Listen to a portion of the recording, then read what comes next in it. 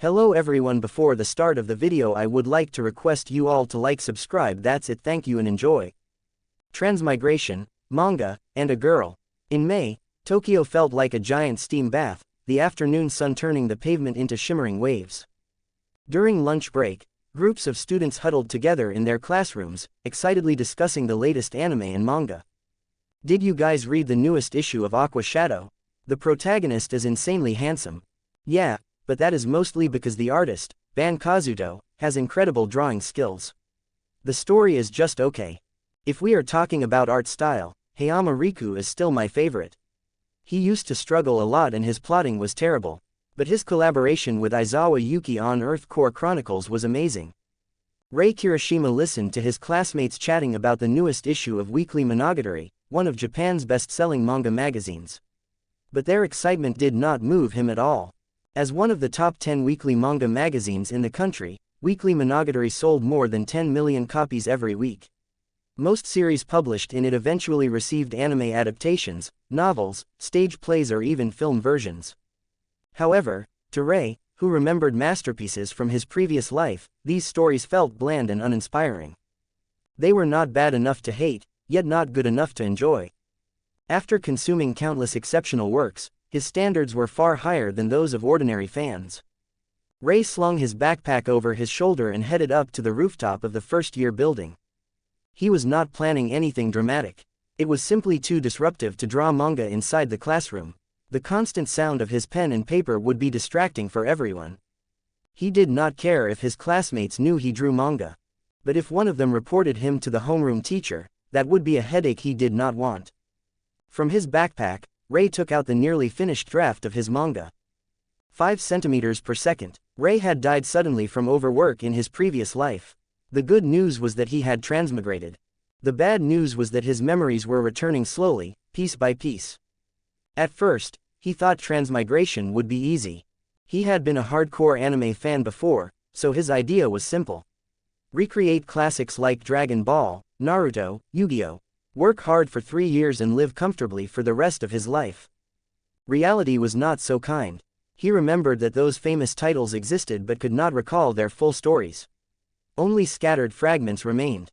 He remembered Dragon Ball as a tale about a monkey-like boy searching for glowing orbs. He remembered One Piece as the journey of a boy who wanted to become the Pirate King. But the meaning behind these goals was gone. Why chase the orbs? Why become the Pirate King? He could not remember. He had no way to reconstruct a complete story out of broken memories. Still, his mind was slowly recovering. Rei looked at the draft of 5 centimeters per second in his hands. He would not have dreamt so vividly of watching that movie a month ago, sobbing uncontrollably as if he were reliving it, if his memories were not coming back. In this world, Rei's parents had died in a car accident a few months earlier. Yet Rei wasn't homeless. Rei's parents had left him a small, old 3-room apartment on the outskirts of Tokyo, worth about 100 million yen. However, because the accident had been severe and their insurance coverage was minimal, his father had left behind more than 200 million yen in debt. For now, Rei was living in the apartment, but he had no idea when the court would issue a ruling that might force him out. His parents' savings were frozen, and his daily expenses came from the 10 to 20,000 yen the original Rei had saved over the years from pocket money and New Year's gifts. He had always been frugal, but even this would not last long. It was a brutal beginning. If not for that, Rei would not have rushed to draw a manga and prepare it for submission as soon as he remembered the plot of 5 centimeters per second last month. Reality did not allow him the luxury of living like an ordinary high school student. Rei let out a quiet sigh. He picked up his pens and tools, arranged them neatly on the rooftop table and began working on the final pages of his manga. When he found this rooftop last month, a set of abandoned desks and chairs happened to be here. It was as if someone had prepared a private studio for him. It was peaceful here, no noise, no interruptions. 5 centimeters per second, the debut film of Makoto Shinkai, one of the most beloved animation directors of his previous life, had originally been adapted from a 3-part manga, Cherry Blossom, Astronauts in 5 centimeters per second. Although it was not Shinkai's most famous or profitable work, Rei had always felt a deep connection to it. It was not Your Name that stayed etched in his heart. It was this quiet, gentle, painful story that he rewatched every year. In his previous life, Rei had been a struggling manga artist and illustrator. With limited tools now, drawing entirely by hand had been difficult at first. But after 2 months in this world, he had slowly adapted.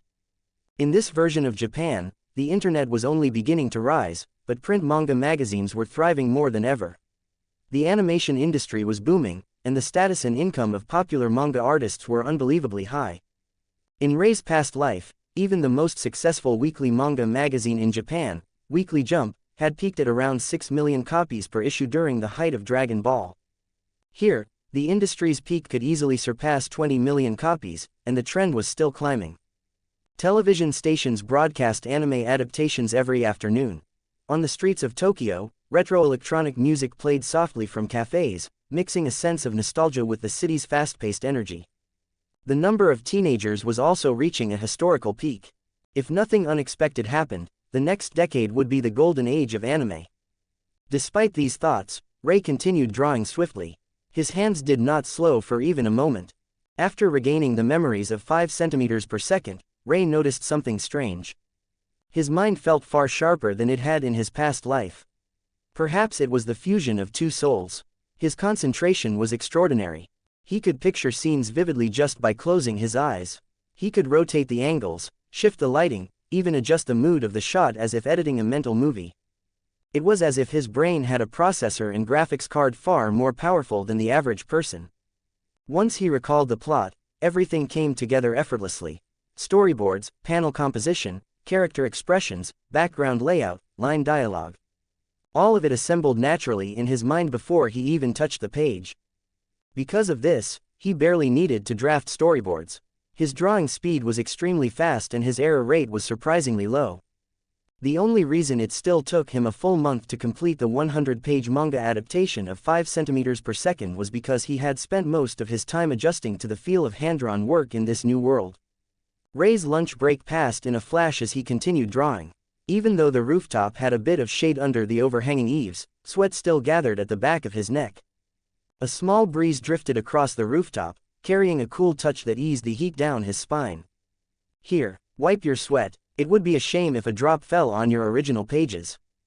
Ah, thank you. Rei reached out absent-mindedly, took the tissue, and wiped his neck and nose. Then he froze. Wait, who are you? He was certain he had been alone on the rooftop. So who had just handed him a tissue? Rei turned his head. A girl stood beside him, strands of her hair fluttering gently in the breeze. She had delicate features, calm eyes that reflected the sunlight and a faint smile on her lips. Her gaze lingered on Rei and the manga pages spread in front of him. You are Miyu Yukishiro from Class 1? Rei asked. You actually know me, Rei Kirishima, Miyu replied, surprised. Of course I know you. You're pretty well known in our year. But wait, how do you know my name?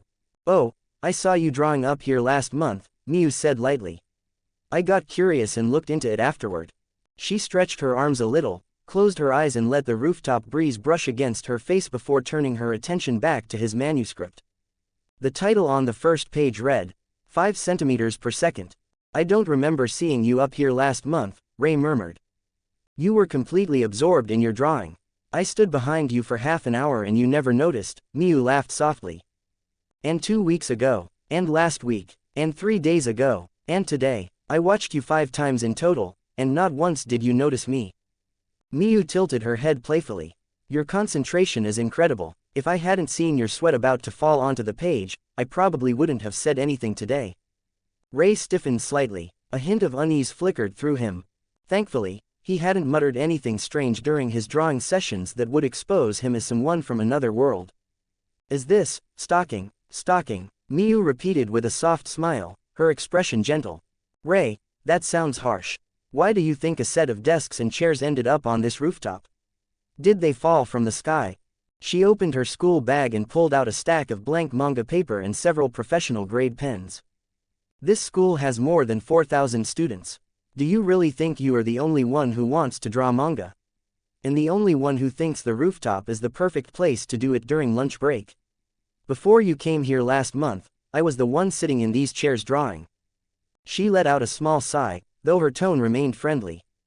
I am not angry, I just wanted to tell you the truth. Rei blinked, stunned at first. After thinking for a moment, His expression turned slightly awkward. Sorry, you could have told me earlier. Well, Miyu said with a tiny smile, when I saw someone else drawing manga at school, and doing it so seriously, I didn't want to bother them. I know how much I hate being interrupted while drawing. Besides, I thought maybe you were just using the rooftop once or twice.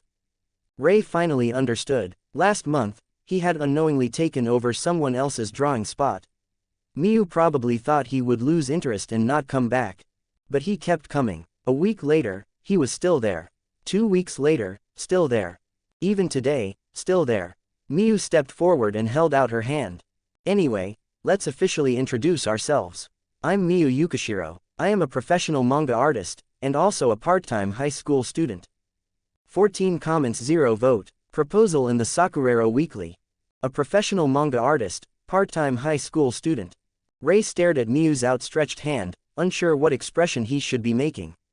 But since she clearly did not mind his reaction, he gently reached out and shook her hand. Rei Kirishima. But Miyu, you said you're a professional manga artist. You mean? Rei hesitated. You actually have work serialized in a magazine. You catch on quickly. A soft, modest smile appeared on Miyu's face, as if she had been waiting for him to reach that conclusion. I debuted in Sakurero Weekly when I was 13. So far, I have published 2 short works and 1 mid-length series. The manga I am currently serializing in Sakurero Weekly, which is ranked 3rd in popularity, is titled Lament. Lament. Although he knew of Sakurero Weekly, it was not one of the famous giant magazines. In this world, the Japanese manga market was massive. There were 6 major publishing groups that each produced a weekly magazine selling over 10 million copies nationwide. But aside from these giants, there were countless second-tier, third-tier and even fourth-tier magazines with circulations ranging from tens of thousands to several hundred thousand. Sakurero Weekly was a well-known regional magazine under the Hoshimori Publishing Group, which also owned one of the 6 major flagship magazines. Of course, it was nowhere near the level of the flagship magazine compared to his previous life publishing houses. It was a third-tier magazine where signed artists who were not yet ready for prime serialization could publish their work. That might sound unimpressive, but in reality, getting serialized even in a small or mid-level magazine already placed someone far above ordinary hobbyist artists. Just like how a national soccer team could still effortlessly defeat a casual player, no matter how people complained about it. And considering Miyu's age, 15 years old, with 3 serialized works, she could only be described as a prodigy. Even legendary creators like Oda and Kishimoto had not achieved anything like that at her age. Oh, that's really impressive, Rei admitted. Miyu's eyes narrowed slightly. She could tell immediately that Rei did not genuinely recognize Lament. He only knew the name Sakurero Weekly. It made sense. Sakurero Weekly had a circulation of only a few 100,000, and its main audience was shoujo readers. There was no reason for an average first-year boy who preferred mainstream series to have read it. It was reasonable, it was normal. And yet, she felt a small sting of disappointment. No one at school knew she was a published manga artist. She could not bring herself to talk about her work with ordinary readers who knew nothing about the struggles of creation, yet freely criticized art and story as if it were nothing. Today, she had opened up, revealing her secret to Rei because he was clearly not the type to treat manga lightly. He was serious, skilled and dedicated. And yet, he did not know her work. Suppressing that little ache in her chest, Miyu suddenly had an idea. 5 centimeters per second, a romance manga. Rei already had more than 100 pages done. Maybe. Rei, your manga, it looks like you have a lot of pages already, she said. Yes, over 100. At this pace, I should finish in 2 or 3 days, Rei answered. Have you thought about submitting it for publication? Miyu asked with a gentle smile. Of course I have, Rei exhaled. I'm not even aiming for the big 6 magazines. They won't take a newcomer like me. But the smaller magazines, he scratched his cheek. I honestly have no idea which one to choose. People often believed newcomers suddenly appeared in big national magazines like Weekly Monogatari, but Rei knew better. Those so-called complete newcomers were rarely real beginners. Most had debuted under different pen names years earlier, won newcomer contests, published short works in small magazines and built up connections with editors before finally getting a chance to serialize under a new name in a top magazine. Even Oda, who began One Piece at 22, had already won second place in the Tezuka Award at 17. He spent the next 5 years drawing short pieces, improving his craft and earning recognition. No one simply created a masterpiece out of nowhere. It was the same in this world. No matter how good Rei's manuscript was, the odds were against a true unknown. Editors might not even bother opening a submission from someone without a track record. And even if they read it, the editorial board would likely reject it during the serialization meeting. If Rei wanted to reach the top 6 magazines someday, he first needed to build experience and reputation by publishing in second, third or even fourth-tier magazines. He needed industry connections before he had any realistic chance of getting into a flagship publication. So if the big 6 were off the table, Rei's realistic options were the hundreds of lower-tier magazines scattered across the market. But Rei had a problem. He knew none of the editors. He was a student, so visiting different editorial offices in person was troublesome. And waiting weeks for rejection letters would waste precious time. He had been stuck on this decision for days. "How about this?" Miyu said with a gentle smile.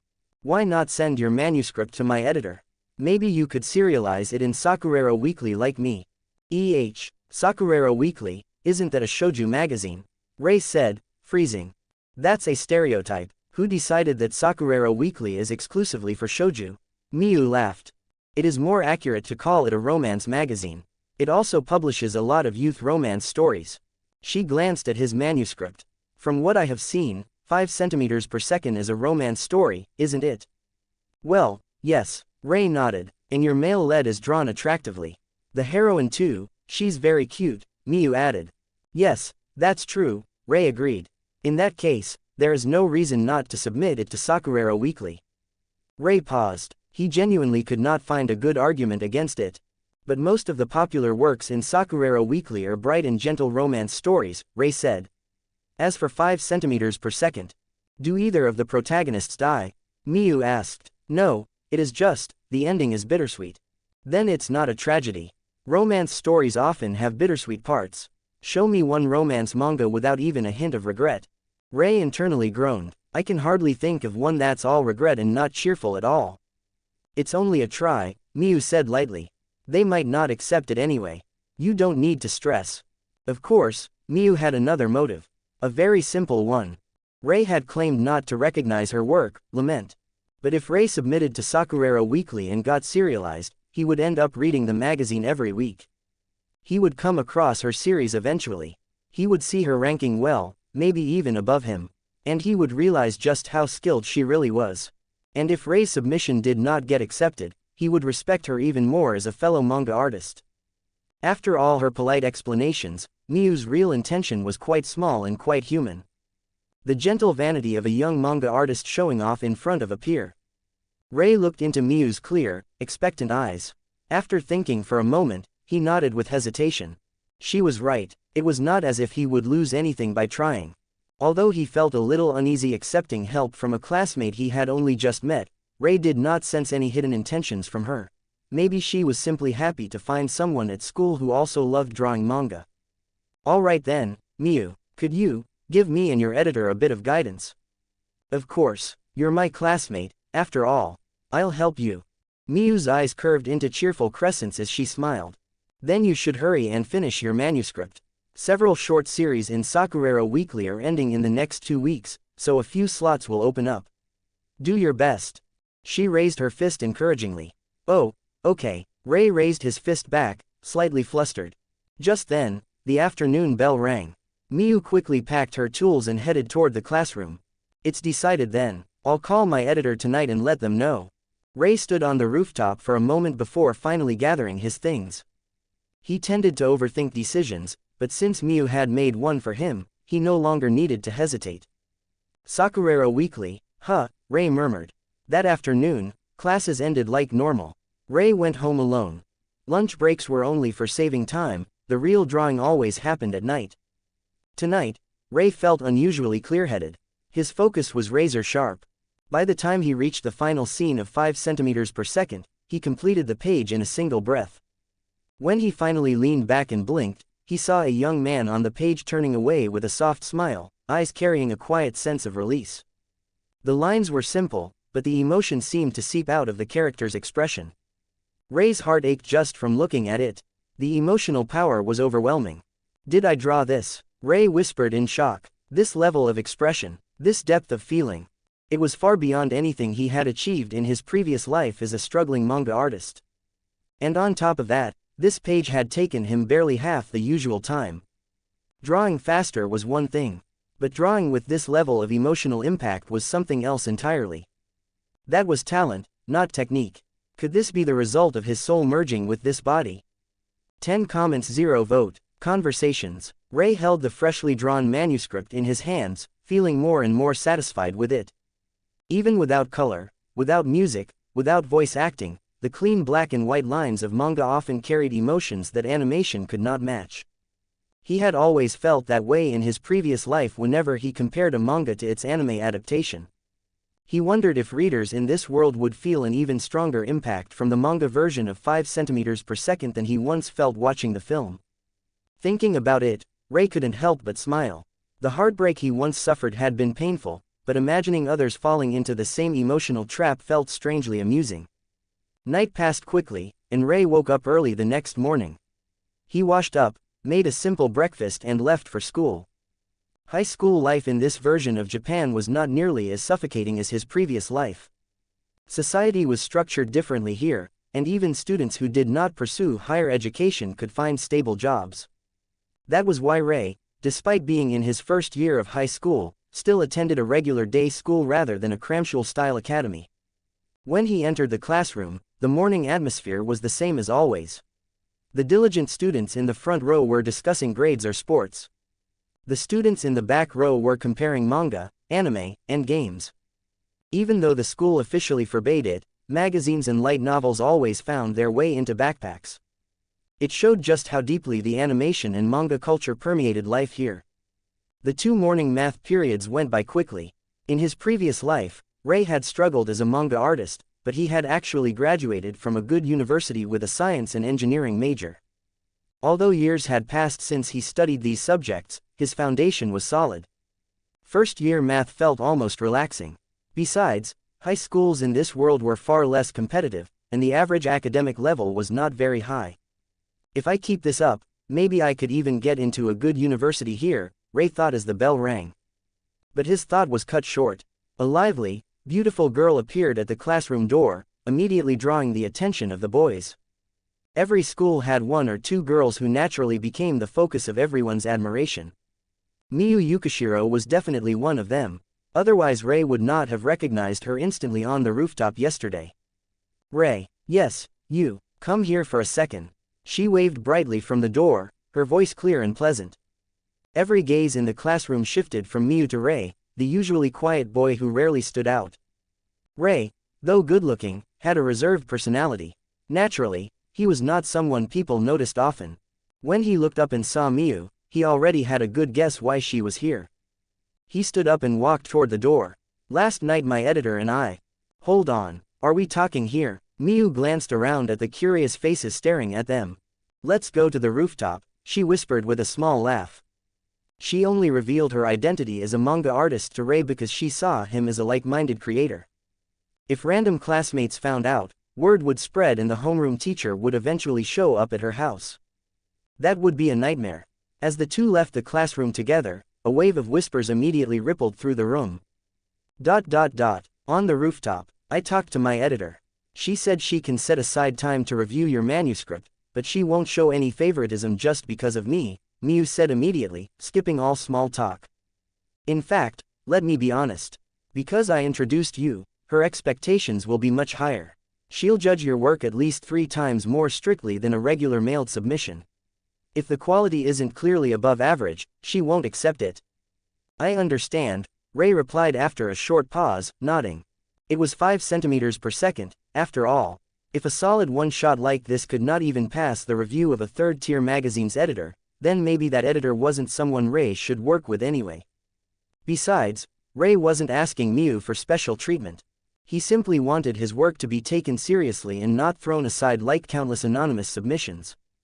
Japan's population was enormous, and Tokyo alone had millions of residents. Among them were countless aspiring manga artists.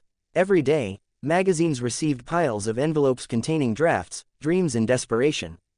A responsible editor might carefully read through each one, hoping to discover a hidden gem.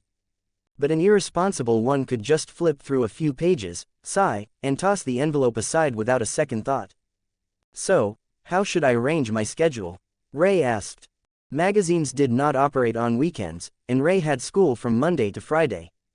He had mentally prepared himself to request a day off to bring his manuscript in person. When will you finish the manga? Miyu asked. Actually, it's already finished. The entire manuscript is in my bag in the classroom, Rei answered. Last night, something had clicked inside him. His inspiration surged, his hand moved effortlessly, and before he realized it, he had stayed up until 2 a.m. and completed what should have taken him another 2 or 3 days.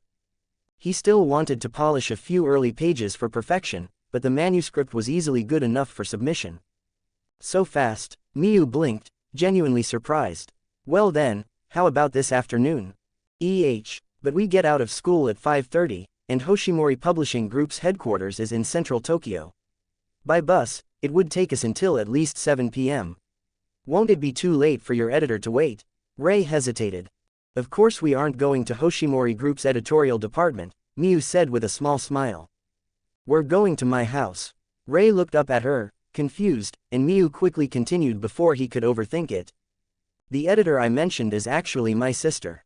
I can't ask her to go easy on your manuscript, but asking her to review it after work isn't a problem. Your sister, Rei repeated. That's right, surprised. Miyu laughed, her expression playful. But don't misunderstand, like I said before, she's incredibly strict. Even with me, the only reason I managed to serialize in Sakurero Weekly is because my work genuinely beat the other submissions during that period. She lifted a finger as if emphasizing a warning. In fact, she's probably harsher on me than on any other artist. Rei blinked, processing this. So the editor Miyu trusted most was also her older sister. This certainly explained the confidence Miyu had in suggesting a direct submission. And it also explained why she had insisted he would receive no special treatment. 5 centimeters per second. It's settled then. I'll call my sister at noon. After school, wait for me in your classroom, Miyu Yukishiro said with a bright smile before heading toward the rooftop staircase. The 10-minute break was nearly over. Already, decided. Rei hadn't even finished speaking before Miyu's figure vanished into the stairwell. As she walked down, Miyu's thoughts drifted. Tonight, she would finally get to see Rei's manga for herself. 5 centimeters per second, right. Her ponytail swayed lightly as she descended the stairs, full of anticipation. Back in class, Rei was instantly surrounded by classmates who normally wouldn't talk to him for a week, all of them bombarding him with gossip and questions. Don't misunderstand, she just came to ask about one of my junior high classmates. Rei deflected the topic until the crowd finally lost interest. The last 2 periods of the morning were physics. During lunch break, Rei slipped up to the rooftop and used the remaining time to refine a few details in earlier pages of his manuscript. The afternoon consisted of foreign language and chemistry. Soon, school was over. Warm orange sunlight filled the classroom as students packed their bags. Some headed straight home, others drifted toward nearby cafes or convenience stores, continuing their noisy conversations. As they walked past the classroom doorway, many students suddenly paused, looking inside with surprise before glancing back at Rei. When Rei finished packing and stepped outside, he immediately saw Miyu waiting for him at the door, her bag over her shoulder. The setting sun painted the corridor in gold. Miyu stood quietly, completely unfazed by the stares of other students. She had been used to this since elementary school. Your chemistry teacher really knows how to drag things out. I waited almost 10 minutes, Miyu said with a teasing smile. High school teachers are the same everywhere. It just means they're dedicated, Rei replied. You talk like you've attended several high schools. They chatted as they walked, gradually attracting the attention of more students leaving school. Rei glanced at Miyu, wondering if the whispers bothered her, but she didn't seem to care at all. He thought for a moment. Even if the students liked to gossip, they weren't the type to spread harmful rumors. At the gate, Miyu raised her hand and hailed a taxi. She slipped into the back seat first, then looked at Rei, who had stopped just short of getting in. What's wrong? She briefly glanced at nearby students who were openly watching Rei with wide eyes, then shot him a small, amused smile. Get in. Hearing that, Rei finally slid into the taxi. Are you worried about what people think? Miyu asked. Are you afraid they'll misunderstand because we're getting too close? No, it's not that. Rei hesitated. I'm worried that you might care. I don't want to cause trouble for you. After all, I'm just an ordinary student. But well, you stand out. You're good academically, you're active in class. If some strange rumor spreads. Miyu blinked at him, taking a second look. You're more considerate than I thought. But didn't I tell you? She continued. I think of myself as a professional manga artist first, and only a part-time high school student. I care more about anything related to manga than school status or grades. Who I talk to and what I do has nothing to do with the opinions of people who don't matter to me. Rei shifted the topic, realizing the conversation was becoming a little too personal. There's something I've been curious about. With your grades, Miyu, why pursue a manga career? Is it just a hobby? Miyu looked out the window at the scenery rushing by. My mother was a manga artist, she said with a soft smile. So my sister and I grew up surrounded by manga. We loved it from the start. I've always wanted to become a manga artist. A famous one. That was my mother's dream before she passed away. And, it's mine as well. Mother, before she passed away. Rei caught the key detail instinctively but chose not to press further. Some topics were meant to be handled with quiet respect. The two of them chatted lightly in the taxi for a while, and before long, the car arrived at the entrance of a residential district. After Miyu showed her ID to the security guard, the taxi was allowed through, and soon it stopped in front of a 4-story luxury villa. Not all houses called villas were worth much, but a luxury villa in the middle of Tokyo was another matter entirely. No wonder Miyu was so confident in choosing the life of a manga artist over more conventional options. With her family circumstances, she didn't have to fear uncertain career prospects or pressure about income. She could chase her dream wholeheartedly. And the way she had helped him, introducing him to her editor sister, bringing him home despite only knowing him for a few days, made much more sense now. Rei understood that she wasn't expecting anything in return. She was simply happy to meet someone her age who also loved drawing manga. The house might be a bit messy, so please don't mind, Miyu said with a smile as she unlocked the front door. Not at all, Rei replied, slipping into guest slippers and entering with his backpack full of 100 pages of manuscript. Despite her words, the interior was spotless. He didn't focus on the elegant decor, though. His attention was drawn immediately to the woman sitting in the first-floor living room, a steaming cup of coffee in hand. She looked to be in her early 20s. She resembled Miyu, but unlike Miyu's bright, lively energy, this woman carried a calm, composed air. Welcome back, Miyu, she said quietly. You're late. I've been waiting for over 15 minutes. I'm not the school principal. I can't control dismissal times, traffic, taxi routes or delays, Miyu said with a mischievous laugh as she headed into the house. She did not mention that it was Rei's teacher who had kept the class late. Her older sister, Masaki Yukishiro, quietly placed her coffee cup on the table, then looked first at Miyu, then at Rei. Welcome, you must be Miyu's friend, right? I'm Masaki Yukishiro. I work as an editor for Hoshimori Publishing Group. Friend. Rei glanced at Miyu, who gave him an obvious wink. He caught on instantly. Nice to meet you. I'm Rei Kirishima. I know. Masaki extended her hand with professional confidence. I'm not someone who enjoys unnecessary polite chatter. Miyu told me that you admire Sakura Melody, and also my other discoveries, Rock Girl and Dawn Trumpet. She said you respect the editors who brought those works to life. That's why you want to submit your manga to me. Rock Girl, Dawn Trumpet, what are those? I've never heard of them. Rei stared at Miyu in quiet panic, only to see her smiling sweetly at him. Her expression clearly said, don't reveal the truth. Oh, yes, that's right. I've admired editor Yukishiro for a long time, Rei said, keeping a straight face. Masaki narrowed her eyes slightly, examining him as though she were evaluating a manuscript. In that case, let me make this clear. I am very strict when reviewing submissions. Even if you are a newcomer and my sister's acquaintance, I will not lower my standards. She took a slow sip of coffee. If your work is not good enough, I will criticize it honestly. You should be prepared. Miyu quickly waved her hands. Okay, sis. Don't be so intense. I'm still a rookie myself, and you're scaring Rei. I'm speaking to your friend, Masaki said calmly. You cannot answer for him. Miyu fell silent with a sigh, throwing Rei an apologetic look. Rei straightened himself. I understand. Please review it strictly, Editor Yukishiro. Masaki's expression softened slightly. Good. Then show me your submission. Rei took a deep breath. He set his backpack on the chair, opened it, and carefully removed a thick file filled with his carefully drawn manuscript pages. 5 centimeters per second, Masaki murmured as she read the title on the folder. Miyu stepped closer as well, unable to resist.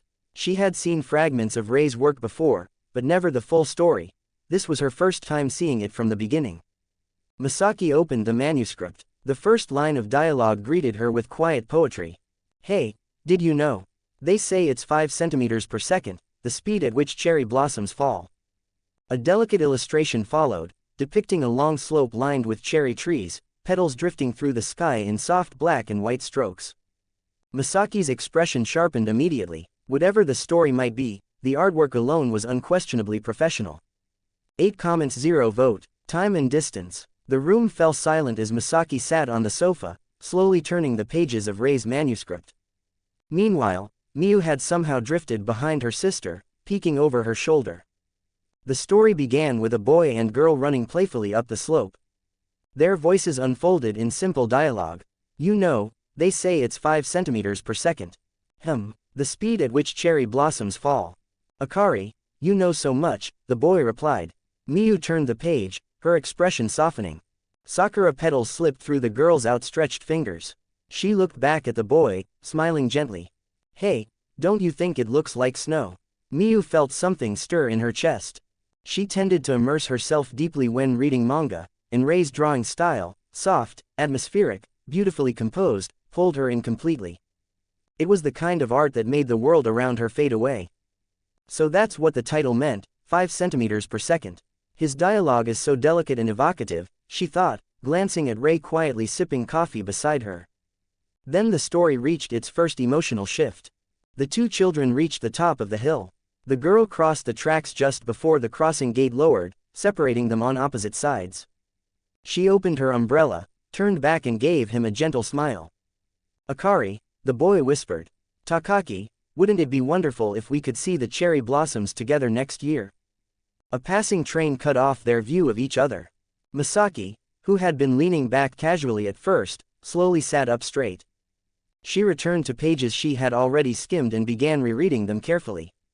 Rei's manuscript contained over 100 pages. He divided the story into chapters.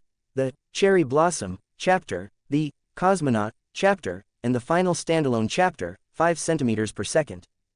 There was no music, no voice acting, only the quiet rustling of turning pages in the Yukishiro family's living room. And yet, the loneliness and quiet ache of the story seeped out page by page, tightening around the sisters' hearts. It was impossible for Rei to reproduce every moment from the original animated film in black and white manga form. But the atmosphere remained, the solitude, the longing, the fragile sadness. It accumulated steadily, gently, until it melted into the hearts of both sisters. Akari and Takaki became friends because of their shared interests, believing they would always study together, always be close. But when Akari had to transfer because of her family, she gathered her courage to call him one last time, only to be met with the clumsy, painful reaction of a boy who didn't know how to handle emotions. After Takaki transferred, he carried the guilt of hurting her when she needed comfort most. A year later, exchanging letters one after another, the two finally admitted their wish to meet again. And then they acted on it. The boy planned everything carefully, the route, the transfer stations, the arrival time. He and the girl had decided it all together. But the snowstorm changed everything. Back then, information wasn't easy to check. If the boy didn't arrive on time, Akari, waiting alone in the freezing night, would almost certainly think she'd been stood up. Especially on such a bitterly cold night. When the train ground to a halt in the heavy snow, Takaki could only tremble helplessly, tears in his eyes. He prayed silently, "Please, Akari, don't wait anymore." The sadness accumulated steadily, page by page, until finally, in the early hours of the morning, several hours later than planned, Takaki arrived at the small rural station. He assumed Akari must have gone home already. No one would wait in below freezing temperatures for so long. He opened the waiting room door. Masaki turned to the next page. The kerosene lamp cast a dim glow across the old waiting room, and there, sitting alone with her head bowed, was Akari. Her small, lonely figure filled the entire panel. A sharp pang shot through Masaki's chest. She was still waiting. Behind her, Miu was already a mess. Her nose was red, her breath unsteady. But she refused to cry outright. It felt embarrassing to weep over someone else's manga. She glanced at Rei, only to find him smiling reassuringly at her. That small smile calmed her heart a little. He seems like such a bright, gentle person, Miu thought. Even if his art feels lonely and wistful, maybe the ending will be warm. They continued reading. Akari had thought Takaki wouldn't come. But even then, she clung to a tiny hope and waited until dawn. When Takaki finally arrived, Masaki turned the page, and her expression hardened, then subtly cracked. Her eyes showed a flicker of pain. There was no dialogue at all. Akari grabbed Takaki's sleeve tightly, her face hidden behind her lowered head. Not a single line described the long hours of waiting, the cold, the fear, the disappointment, the hope. But the tears sliding down the back of her hand told everything. Masaki stared at that silent panel for nearly 2 full minutes before she could breathe evenly again. Following that scene, the pages showed the two walking through snowy streets, sharing a small, innocent kiss beneath a blooming cherry tree, then talking quietly through the night in an old wooden shed. And then, as dawn broke, they stood before the train station. A soft farewell, a parting neither wanted, but both understood. Would they ever meet again? Could the promise to see the cherry blossoms together the next year still be fulfilled? Masaki kept turning the pages, only to find that the first chapter, Cherry Blossom, had already ended. The second chapter title appeared, Cosmonaut. Cosmonaut. Why this title? Masaki continued reading with sharpened focus. The chapter shifted to the point of view of Kanae, a high school girl living in a quiet seaside town. She described her daily school life, her friends, and the boys she admired. Takaki Tono, who had transferred from Tokyo. Her secret crush, her admiration, her quiet, unspoken longing. Takaki was always staring into the distance as if searching for something he had lost. He was always checking his old, outdated phone. Was he contacting Akari? Masaki wondered, would Kanae's unrequited love end in heartbreak? At first, the loneliness that filled the Cherry Blossom chapter wasn't present. Kanae's perspective was warm, hopeful, full of tiny joys and insecurities typical of a girl in love. But as the Cosmonaut chapter progressed, the tone changed. The narrative slowly shifted to Takaki's point of view. The truth unfolded quietly between the panels. He and Akari had long since fallen out of contact.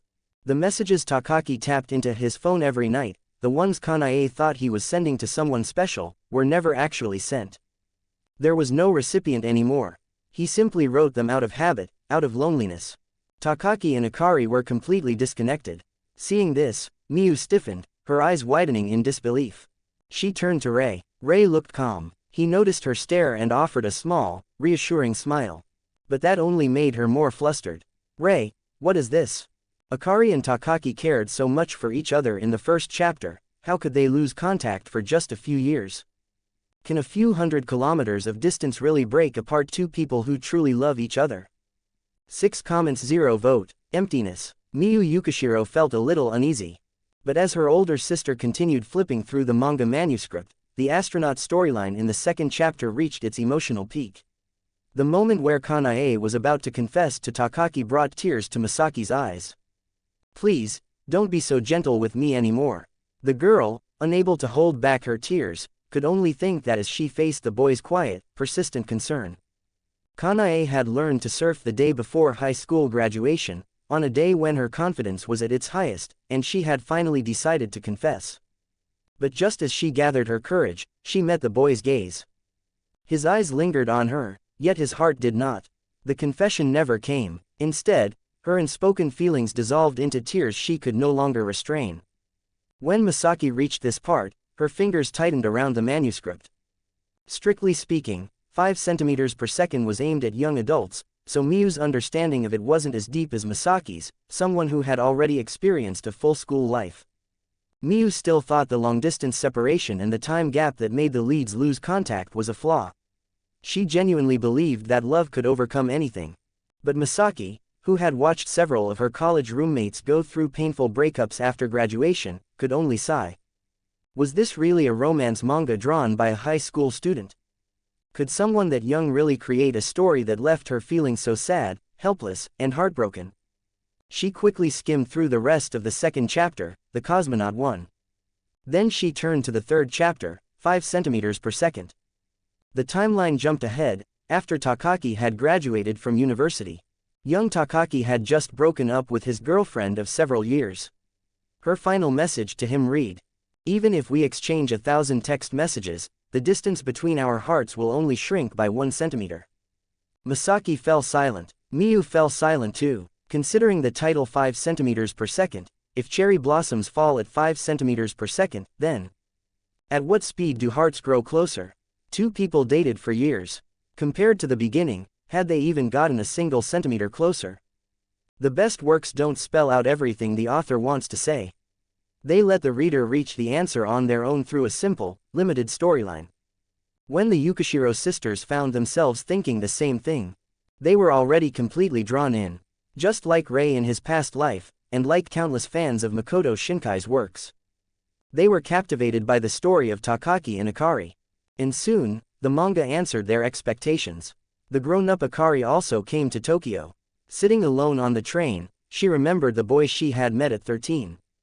She remembered feelings she had long forgotten. "So that's how it is," Masaki whispered when she reached that scene.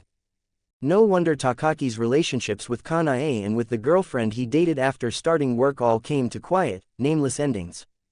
For Takaki, the one he had truly loved was always Akari.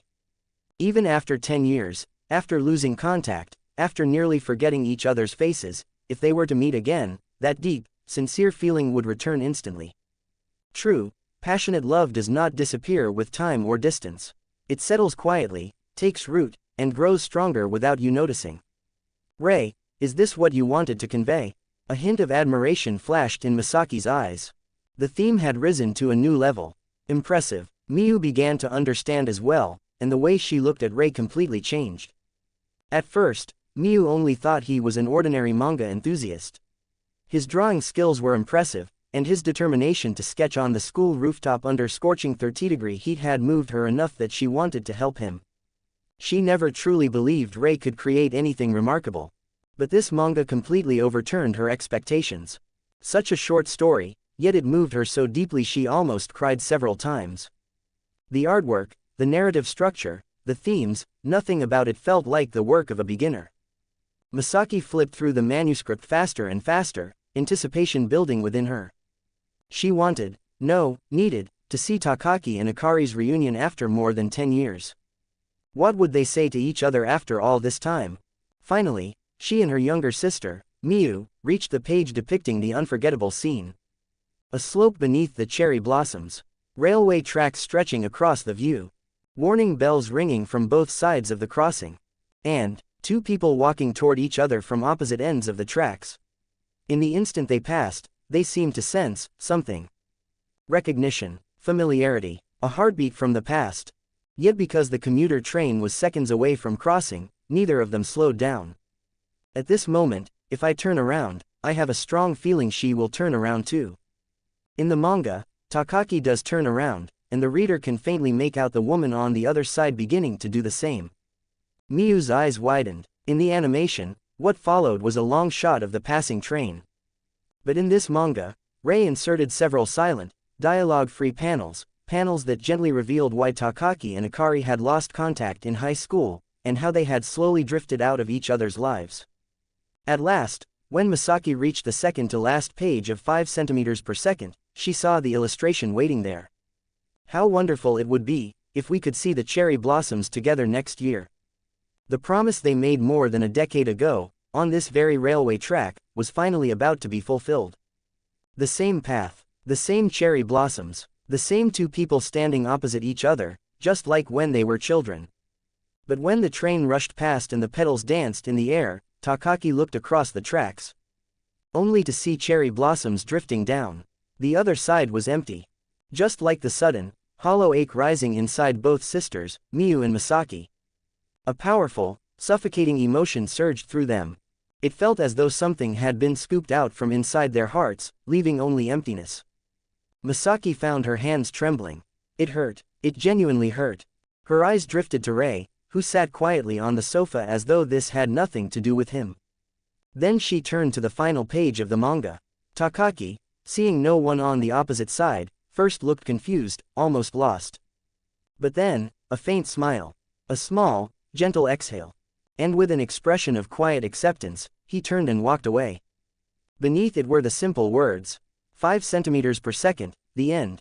How could this be? Miyu's voice quivered. Rei, how could this be the ending? Is this really the story of Akari and Takaki in your heart? That's right, Rei replied, glancing at the time. Over an hour had passed since they began reading. Editor Masaki, you've finished the manuscript. He took a steady breath. Does this manga meet your acceptance criteria? 8 comments 0 vote. Cooperation. Masaki set the manuscript down, and her gaze toward Rei changed completely. At first, when Miyu mentioned that a close friend who drew manga wanted to submit a piece through her, Masaki had intended to reject the request outright. That resistance only grew stronger when she learned the friend was the same age as Miyu. Japan's manga culture was rich, but most professional artists were adults. How could a high schooler balance school and manga creation? Where would so many prodigies like Miyu come from, especially not her friend? To Masaki, this submission sounded like someone self-indulging in a hobby, hoping to use Miyu's connections to take a shortcut, so she had taken a cold, arrogant stance with Rei to discourage him immediately. But now, Masaki stared at the manuscript on the table, her eyes constantly moving between the pages and Rei's face. She had a strong feeling, once this work was published, it wouldn't be overlooked. Rei Kirishima, right, Masaki stood up. I apologize for my earlier attitude. I underestimated you. I was far too arrogant. I've reviewed your submission, Masaki said.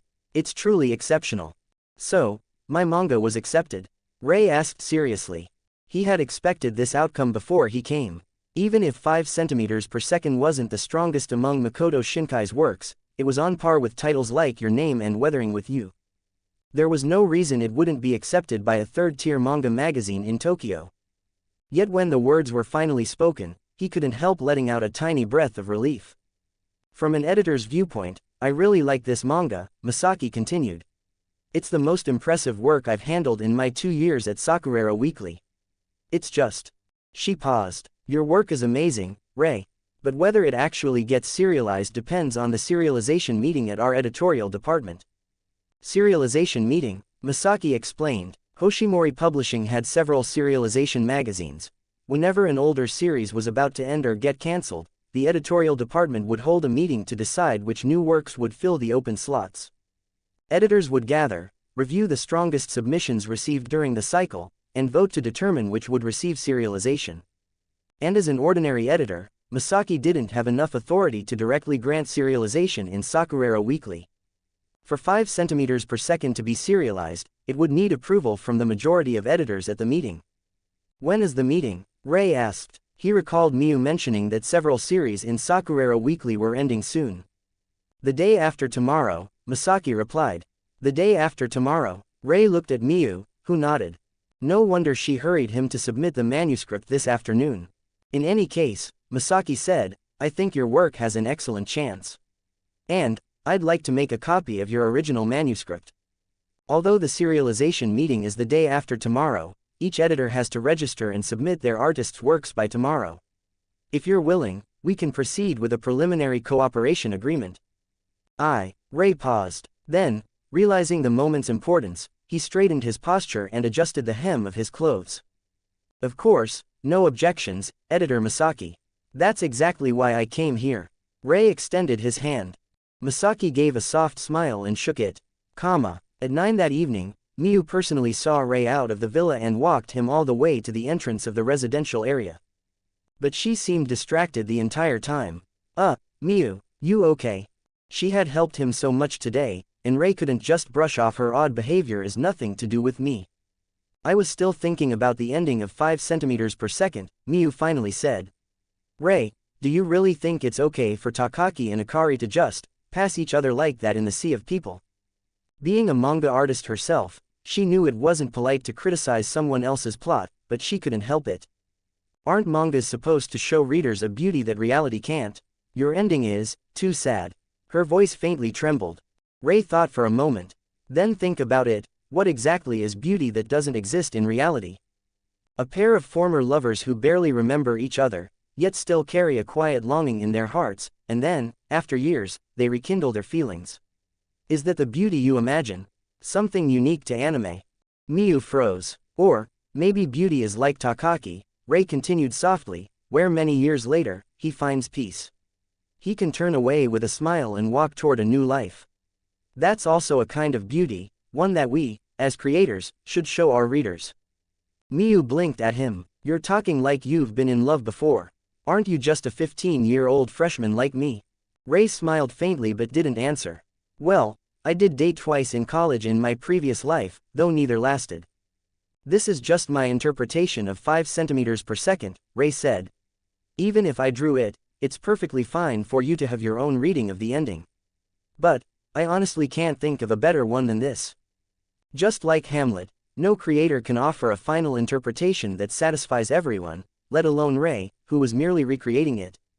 Anyway, readers of Sakurero Weekly can be pretty sensitive. If your manga really gets serialized, you're probably going to receive a mountain of fan letters. Fan letters. Rei's expression turned odd. Right, before serialization starts, I need to think of a pen name. There's no way I can use my real name. 5 comments 0 vote. Meeting begins. After seeing Rei off at the gate of the residential complex, Miyu returned home. The moment she stepped inside, she heard Masaki on the phone. Yes, that's right, please cancel the romance manga Blue Dream I originally planned to submit at the serialization meeting the day after tomorrow.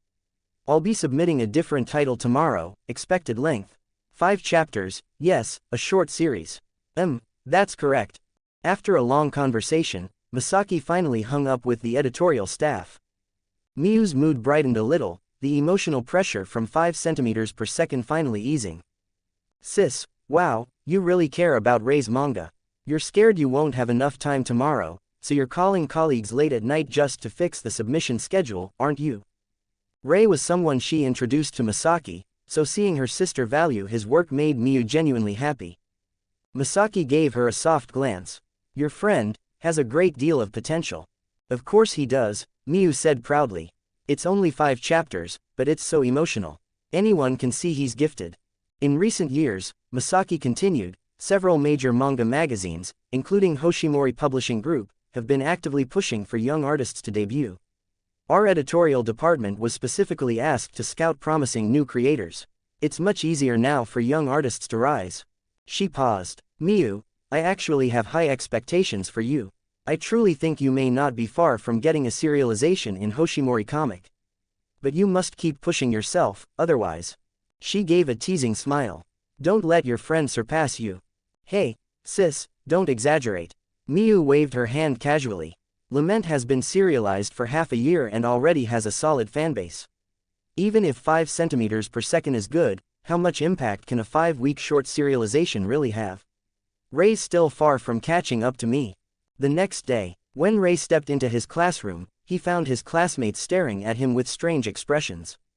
He immediately understood why. Many students must have seen him riding with Miyu yesterday. Well, Miyu didn't care, so Rei wasn't going to stress about it either. Gossip always faded eventually. Since transmigrating, Rei had been drawing manga non-stop every day, but now that 5 centimeters per second was complete and just waiting for tomorrow's serialization meeting, he suddenly had nothing to do. During lunch, he went up to the rooftop, not to draw, but simply to breathe. He didn't run into Miyu today. But that was normal. She had her own serialization to work on. She was probably drawing somewhere quiet in the school. Another day passed. Rei went to school as usual.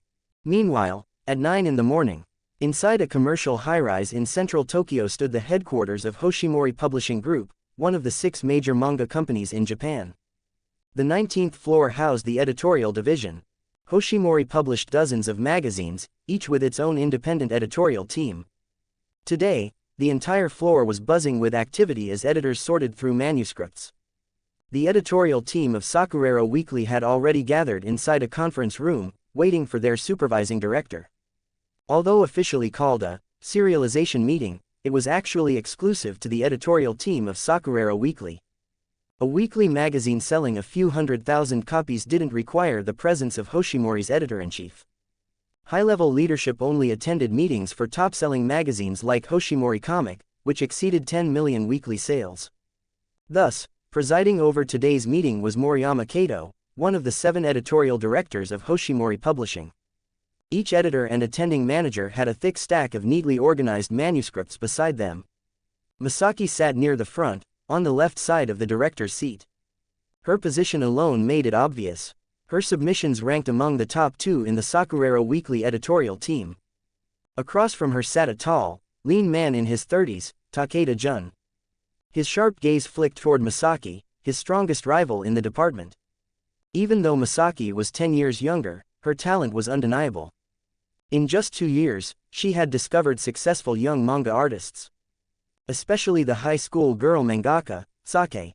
The latest chapter of her series Lament had climbed to 2nd place in the popularity poll, just 100 votes short of overtaking Takeda's high-score romance.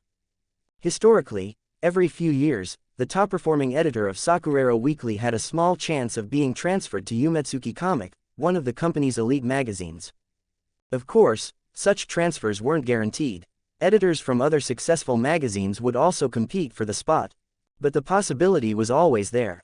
Judging from the timing, the editorial department had probably already begun discussing staff adjustments behind the scenes.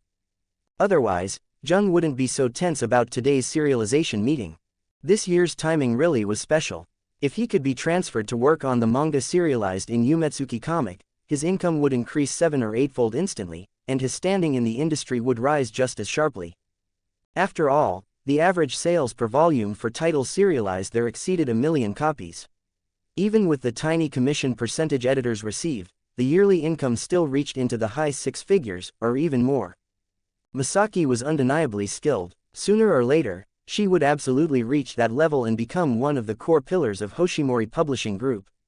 But right now, Takeda's thoughts grew sharper. There's a first-come, first-served order to things. If such a transfer opportunity appears, it should go to me, someone who has worked long and hard in this editorial department for over 10 years, not to a newcomer who's only been here for 2. He felt confident in the works he submitted for this meeting. Still, even a lion used full strength to hunt a rabbit. If he wanted to block his competitors from rising any further, the best approach was simple. Limit how many of their works made it into the serialization meeting. He was determined to secure both available serialization slots today. Alright, let's begin the meeting. The door opened, and Moriyama Kato, the director, walked straight to his seat and wasted no time. There are 2 open serialization slots. However, we have 21 submissions this round, so competition is extremely steep. Everyone, please begin reviewing the first manuscript on the table, Love Like Fireworks. Misaki picked up the prepared stack of pages. Normally, a title submitted for a serialization meeting would include only 2 or 3 chapters. Editors didn't read every panel in detail. With dozens of submissions, reading thoroughly would take an entire day and night. Everyone present was a professional. They focused on the essentials: art, pacing, panel flow, dialogue, and plot foundation. Not bad, Misaki thought after skimming 3 chapters. But unfortunately, still not enough. Takeda watched her expression and frowned. So calm, don't tell me one of her submissions is stronger than mine. At this moment, the other editors began offering their opinions. Very good, amazing, that plot twist, I think it's really interesting. A solid, high-quality manga, Misaki added. With everyone's response being positive, said Moriyama Kato, we'll hold this one for the moment. He set the manuscript aside. Next, please review the second submission, 5 centimeters per second. Takeda lifted the manuscript from the table, but his brow furrowed the moment he touched it. Why is this so thick? All 5 chapters are included, Misaki replied calmly. It's my submission, a short story created by a new manga artist. I chose to present the entire work for the meeting. A short story, from a rookie. As Misaki finished speaking, the editors exchanged glances. While Sakurero Weekly didn't reject short-form works, the truth was that short stories had low commercial value and struggled to accumulate popularity. A 5-chapter story could only be printed as a single volume. The difficulty of getting a short story approved at a serialization meeting was far higher than for mid- or long-form works. And if the creator was a newcomer, scrutiny was even harsher. Takeda was secretly thrilled. With that kind of handicap, how could you possibly compete with me? His two submissions, Love Like Fireworks and Moonlight Glass, were both high-quality works drawn by well-known manga artists he'd worked with for years. There was no way they could lose to a 5-chapter short created by a rookie. He was certain of it. Takeda opened the manuscript of 5 centimeters per second, a smile spreading across his face.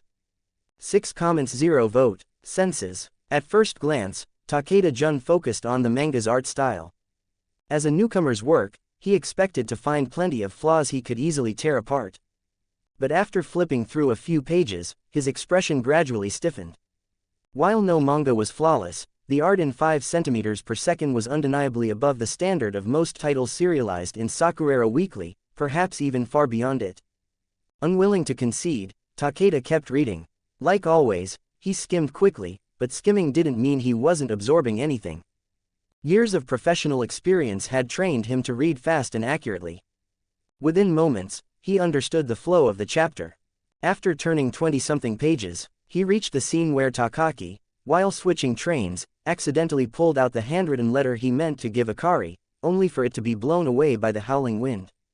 And when Takaki bowed his head and cried on the empty train platform, the emotions built up across the earlier pages finally exploded. This level of immersion, from a new artist. Takeda's eyes filled with disbelief.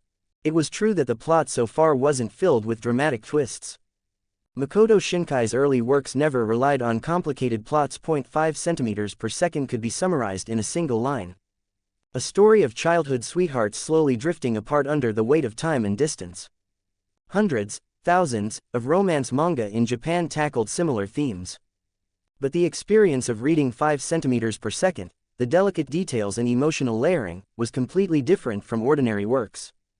As he read further, he saw the scene of young Akari waiting alone in the empty station lobby, head lowered, trembling anxiously until late at night.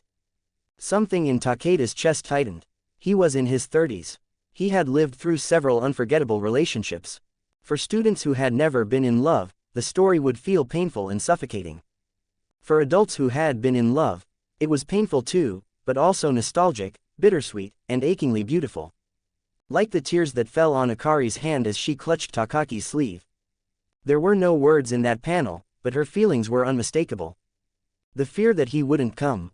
The dread that a year of exchanged letters was about to end. The sinking realization that this missed meeting could be their last chance. But when he arrived, those fears melted into relief, warmth, and joy. Those tears must have been burning hot. A nighttime walk. Bare branches sparkling under falling snow, appearing like cherry blossoms drifting in spring. A perfect echo of their promise to see the cherry blossoms together again next year. A kiss beneath snowlit sakura. Later, at the station, as the train pulled away, Akari reached into her pocket and pulled out her own undelivered letter. At that moment, Takeda felt something click. The boy lost his letter. The girl never delivered hers. What was the author implying? If neither letter reached its destination, what would have changed? If they had exchanged them, would the future have been different? He turned the page. The second chapter, The Astronaut, used the launch of a space probe as a metaphor for life, loneliness, isolation. Even if one traveled impossibly far into the universe, it was still nearly impossible to touch even a single hydrogen atom. Kanae's confession ended before it could even begin. Knowing their relationship was impossible, she and Takaki watched the rocket ascend into the cold night sky. That rocket was about to embark on its loneliest journey. And what about Kanae and Takaki? Jun Takeda's emotions churned violently. He forgot entirely about competing with Masaki. He simply kept turning pages, unable to stop himself. A quiet anticipation stirred within Takeda-jun. If even Kanae couldn't enter Takaki's heart, then surely someday, Takaki would seek out Akari again. A girl like her, unforgettable to the point of pain.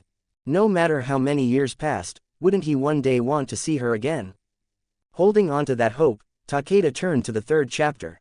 This section focused heavily on the inner reflections of the two protagonists. Both had forgotten the details of that meeting more than 10 years ago. Yet each of them, in their own lives, dreamed of blurry scenes, shadows of emotions once so fierce they had carved themselves deep inside their hearts. And then, Takeda reached the moment where Takaki and Akari walked toward each other from opposite sides of the railway tracks, cherry blossoms drifting in the wind. But in the final, frozen moment, a train rushed past. The other side of the tracks was empty. Jun Takeda's face remained neutral, but inside, a deep, indescribable sadness spread through him. He looked around at the other editors. He wanted to say something, to criticize, to dismiss the manga. But every word he had prepared died in his throat. What was the point of saying anything? Everyone here had a trained eye. They could see the truth just as clearly as he did. The heavy silence in the room, the subdued, reflective expressions on the editors' faces, the way several of them gazed at the pages with a faint melancholy. All of it revealed the same thing. This short manga had hit them hard. "All right, everyone may begin commenting," Director Moriyama Kato finally said. He paused, then looked at Masaki. "The creator of this short story, they're a newcomer." "That's right, still a high school student," Masaki replied. A small ripple ran through the room. Everyone knew that in the past 2 years, the company had begun supporting exceptionally young manga creators. This was because several rival publishers had found surprising success promoting college-aged manga artists, branding them as genius prodigies, which drove sales sky-high regardless of literary depth.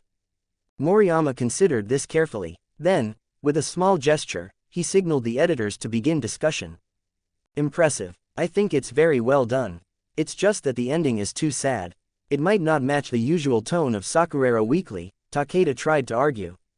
But before Masaki could even respond, several editors countered immediately. "There have been plenty of serialized romances with bittersweet endings. It's not a problem." "Exactly. The second female lead wins trope has been common for years. No need to restrict ourselves. Even though it's short, the ending is emotionally powerful. And the artwork is exceptional." "I agree. It really moved me. It reminded me of things I had nearly forgotten." 6 comments 0 vote, pen names, royalties, and new work. Rei knew that the serialization meeting for his manga was being held today, but he also understood that results were never announced on the same day. The final decision usually came from the senior editors at Hoshimori Publishing Group the following afternoon. Even so, he couldn't help feeling anxious. He had confidence in the quality of 5 centimeters per second. But he had far less confidence in the judgment of upper management. He knew well, from both this world and his previous one, that many excellent works had been buried because someone in power made an irrational decision. Even Attack on Titan, in his past life, had been rejected by Weekly Shonen Jump before finding its true place elsewhere. Anyway, the results will be out tomorrow. Forcing himself to relax, Rei closed his eyes and went to sleep. But in his dreams, 5 centimeters per second was rejected. Every time he submitted it to another magazine, it was rejected again. Eventually he gave up drawing entirely and went back to studying, choosing an ordinary life instead. He woke up unsettled. Another uneventful school day passed, and when classes ended, someone Rei hadn't seen for 2 days stood waiting for him at the classroom door. Miyu peeked inside, spotted him, and waved cheerfully. A few classmates turned their heads. Was it true? The rumor around school was that Rei Kirishima from Class 3 and Miyu Yukishiro from Class 1 were dating. Who came to the door to pick up a friend every other day and waited for him after school? Before Rei could think too much, his homeroom teacher dismissed the class, and he stepped outside. "Your teacher really loves keeping students late," Miyu joked. But Rei wasn't in the mood to banter. "Miyu, did the serialization meeting results come out yet?" "Yep. My sister texted me at 4 o'clock. She asked me to bring you to meet her after school. I only saw it once class ended. She added, if it hadn't passed, I wouldn't need to bring you. I could have just told you the result. So." Her smile deepened under the warm sunset. "Congratulations, Rei." Rei opened his mouth, but all he could manage was, "Thank you." Miyu had played a huge role in everything. Without her, he would still be panicking about where to submit his manga. He might have ended up exactly like the nightmare he had last night, wandering from company to company, getting rejected endlessly. An hour later, Rei followed Miyu back to her family's villa. This was his second time visiting, and he felt slightly less awkward than before. And this time, he saw Masaki smiling for the first time. She wasn't naturally cold, she simply didn't smile unless she needed to. But now, she was smiling at the young mangaka who had helped her regain her footing in the editorial department. Before today's meeting, her submissions had lost to Takeda-jun twice already. "Congratulations, Mr. Kirishima," Masaki said warmly. Your manga passed the serialization meeting. I invited you here to discuss the contract. She handed him a standard publishing agreement. A contract. A massive weight lifted from Rei's chest. He picked it up, though the dense legal text made little sense to him. Thankfully, Masaki explained, in summary, this covers your royalties. For Sakurera Weekly, the payment was calculated per page, 7,000 yen is the baseline rate. But that was only the base. If a chapter ranked higher in that week's popularity poll, royalties increased accordingly. Even at the maximum boost, royalties wouldn't exceed 3 times the baseline. A typical manga had about 20 pages per chapter, 4 chapters per month. So the minimum monthly income for a newly serialized artist in Sakurera Weekly was roughly 560,000 yen. As for Rei's 5 centimeters per second, it was already complete, over 100 pages in total. Even if every chapter ranked at the bottom, he would still earn nearly 700,000 yen guaranteed. With that money, Rei would finally have the confidence to deal with his parents' debt. Even if the court seized his home immediately, he could at least survive. Of course, Masaki added, royalties from weekly serialization weren't where mangaka made real money. The real earnings came from tankobon sales, collected book volumes. The standard royalty rate was 8%. If a single volume sold for 500 yen, the artist earned 40 yen. This was already the bare minimum allowed by national publishing law. It was also standard treatment for new artists like Rei. In merchandise, anime adaptations, those used even more complex revenue formulas. Masaki gave him a wry smile. But don't even think about merchandise until your series becomes popular enough for an anime. Right now, focus on serialization first. Rei felt overwhelmed. His legal knowledge was already weak, and Japanese publishing contracts were dense with clauses he barely understood. Instinctively, he glanced at Miu beside him. Don't look at me, she said, laughing. My contract is the exact same as yours. Of course it was. Publishers, no matter the country, always protected themselves first. New creators were at the bottom of the food chain, and many mangaka only realized the imbalance after their series exploded in popularity. There were artists whose anime merchandise earned billions of yen, yet they themselves only received a small one-time licensing fee. But Rei wasn't in a position to worry about all that. A brand new mangaka had no leverage. Accept the terms first, become successful, then renegotiate. After only a brief moment of thought, Rei took the pen Miu handed him and began filling in his personal details. 10 minutes later, Masaki reviewed the contract and nodded. In that case, Mr. Kirishima, the partnership between you, me, and Hoshimori Publishing Group officially begins. Rei exhaled, a quiet breath he hadn't realized he was holding. He then asked carefully, now that 5 centimeters per second passed the serialization meeting, when will it start running in the magazine? 3 weeks from now, Masaki replied. Friday, June 13th. Your manga will debut in that issue of Sakurera Weekly. She continued. The cover will feature our 2 new serializations, 5 centimeters per second and Love Like Fireworks. Your series will receive full promotional placement.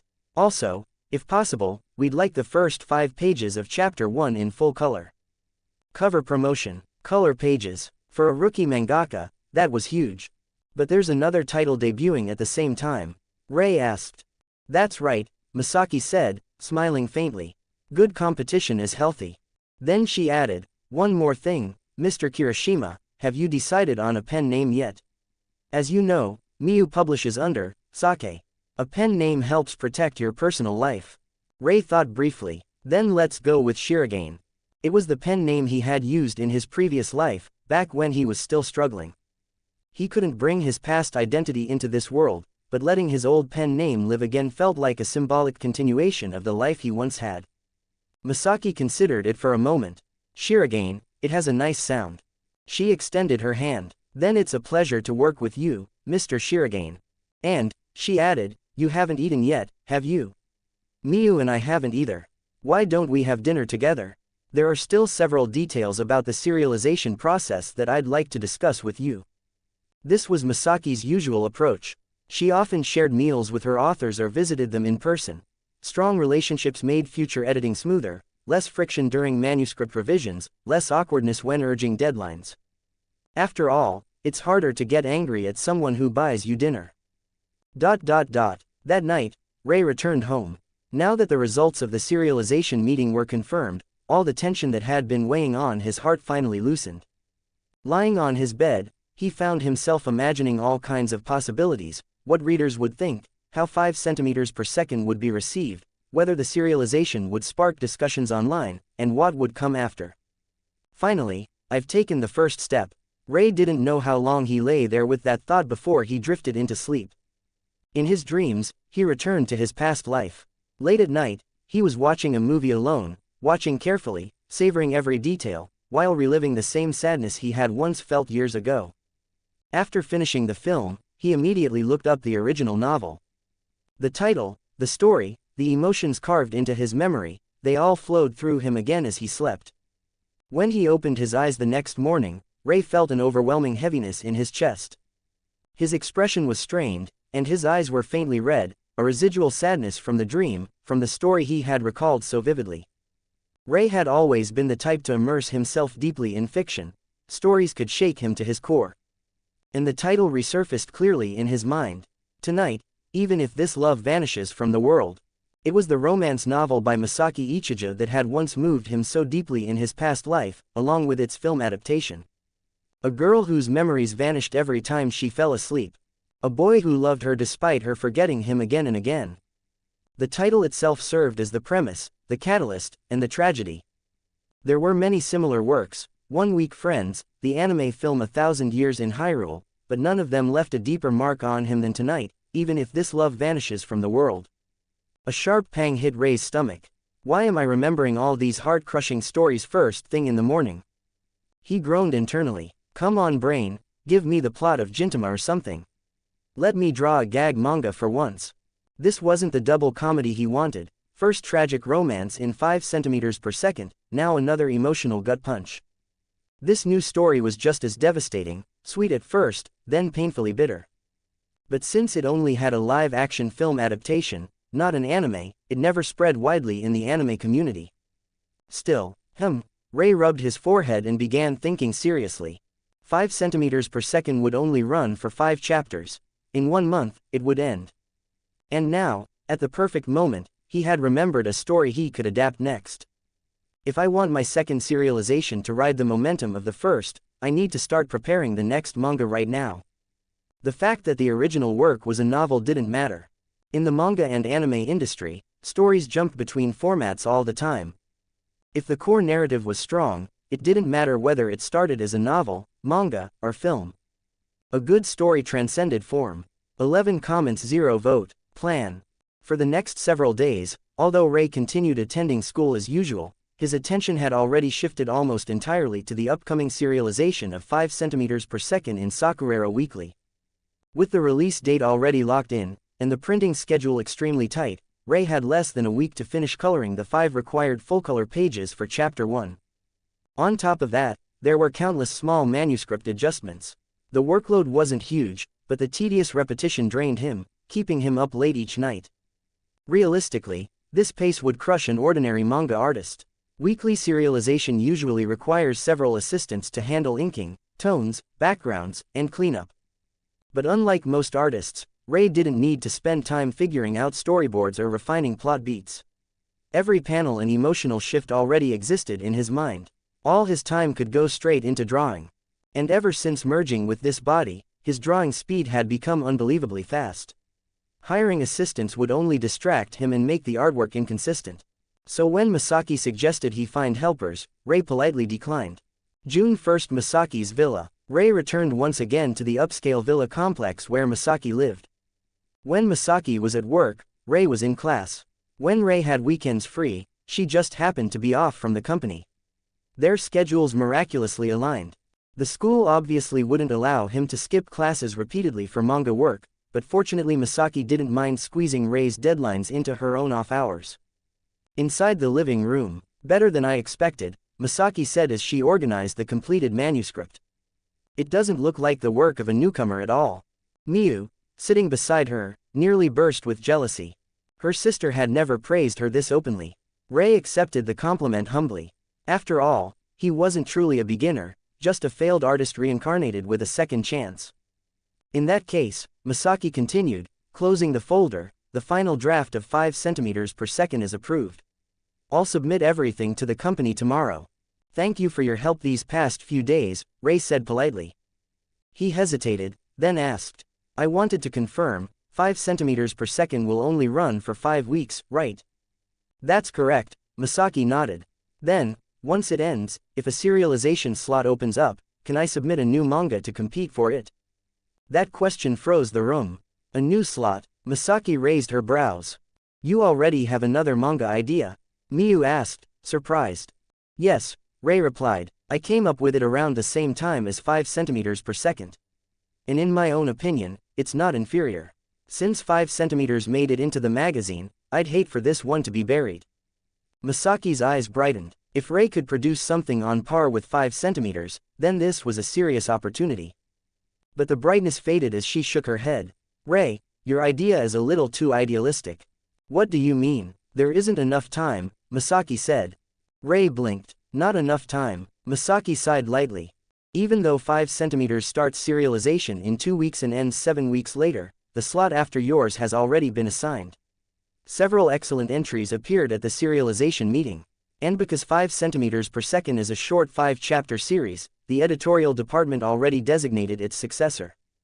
She looked at him sympathetically. There won't be another internal meeting for that slot. Miyu added softly, if you'd submitted that new idea during the serialization meeting, both of your manga might have been serialized together. It's a shame we didn't know earlier, Masaki finished. I see, Rei lowered his eyes, disappointment slipping into his voice. But there was no helping it.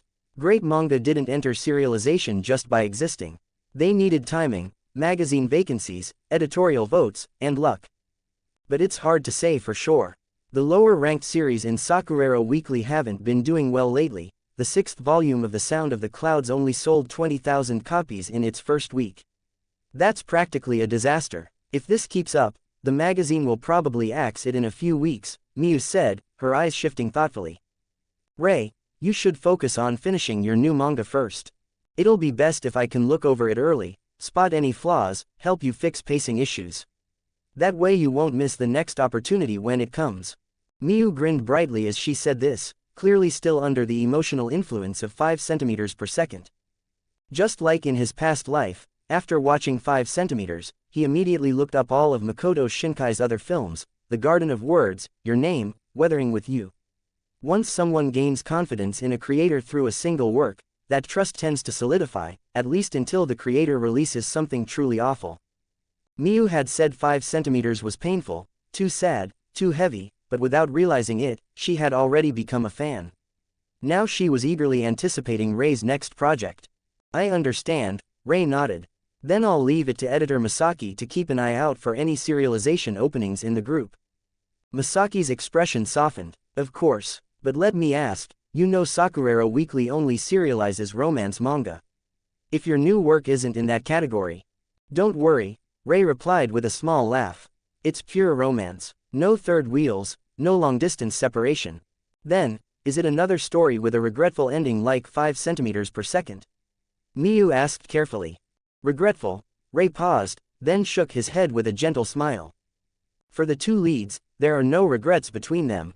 He didn't mention that the readers might not feel the same way. Rei hated spoiling stories. If Masaki and Miyu were curious, they would just have to read it themselves. Miyu let out a soft sigh, half relieved, half disappointed. She said she disliked tragic stories, yet in some quiet corner of her heart, she still anticipated that beautiful, painful feeling. It was nearly 9 o'clock by the time Rei finally got home after taking the bus.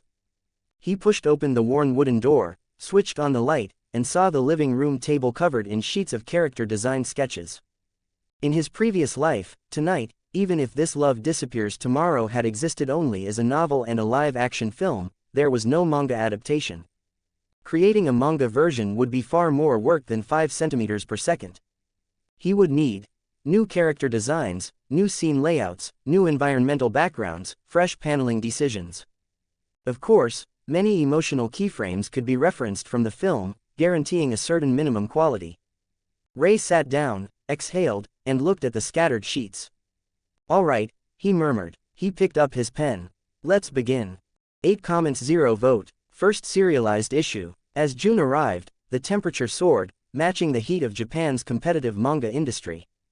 While the top 6 national magazines maintained unmatched prestige, that didn't mean smaller publications lacked a future.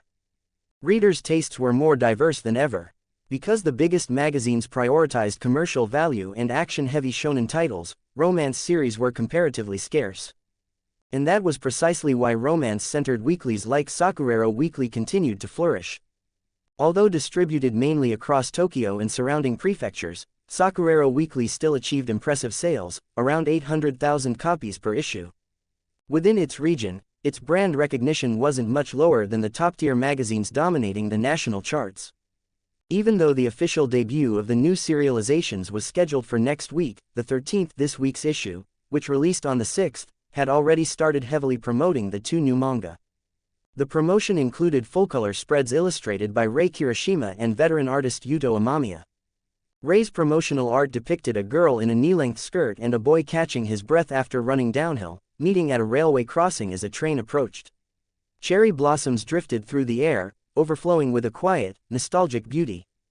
Across the illustration was the title, 5 centimeters per second, by Shirogane. The accompanying tagline read, "Do you know what 5 centimeters per second represents?" The aesthetic and composition clearly hinted at a bittersweet, romantic coming-of-age story. Within the Sakurero Weekly discussion boards, loyal fans quickly reacted. 5 centimeters per second, unusual title. Is this replacing Love After School? Never heard of Shirogane before. Must be a newcomer. But damn, this art style is clean. And Love Like Fireworks is debuting too. Yuto Amamiya's first new series in a year. Everyone, please vote for it. Don't let a rookie beat it. Sakurero Weekly needs something fresh ASAP. Most of last year's new serializations were mid. Only Lament was decent. Too many school romances. It's getting repetitive. But 5 centimeters doesn't even look like a typical school romance. No uniforms, city railways, could be a retro-style romance. I'll check it out next week for the art alone. Hope it surprises me. The Sound of the Clouds sold 20,000 last volume. But Love After School barely sold 10,000 and was last place for 6 weeks straight. Of course it got axed.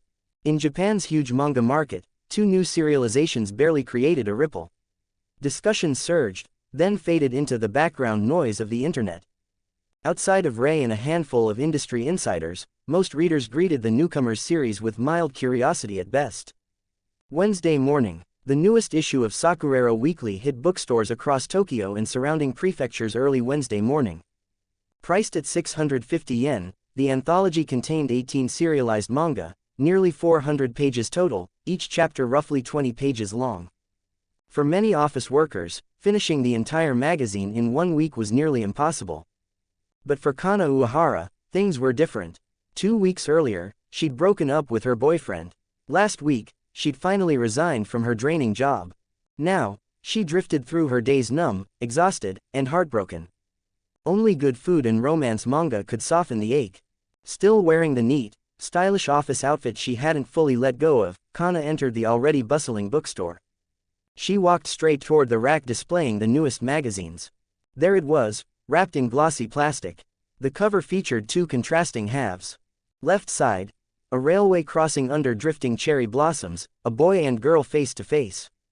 Right side, the cast of Love Like Fireworks in crisp, youthful styles.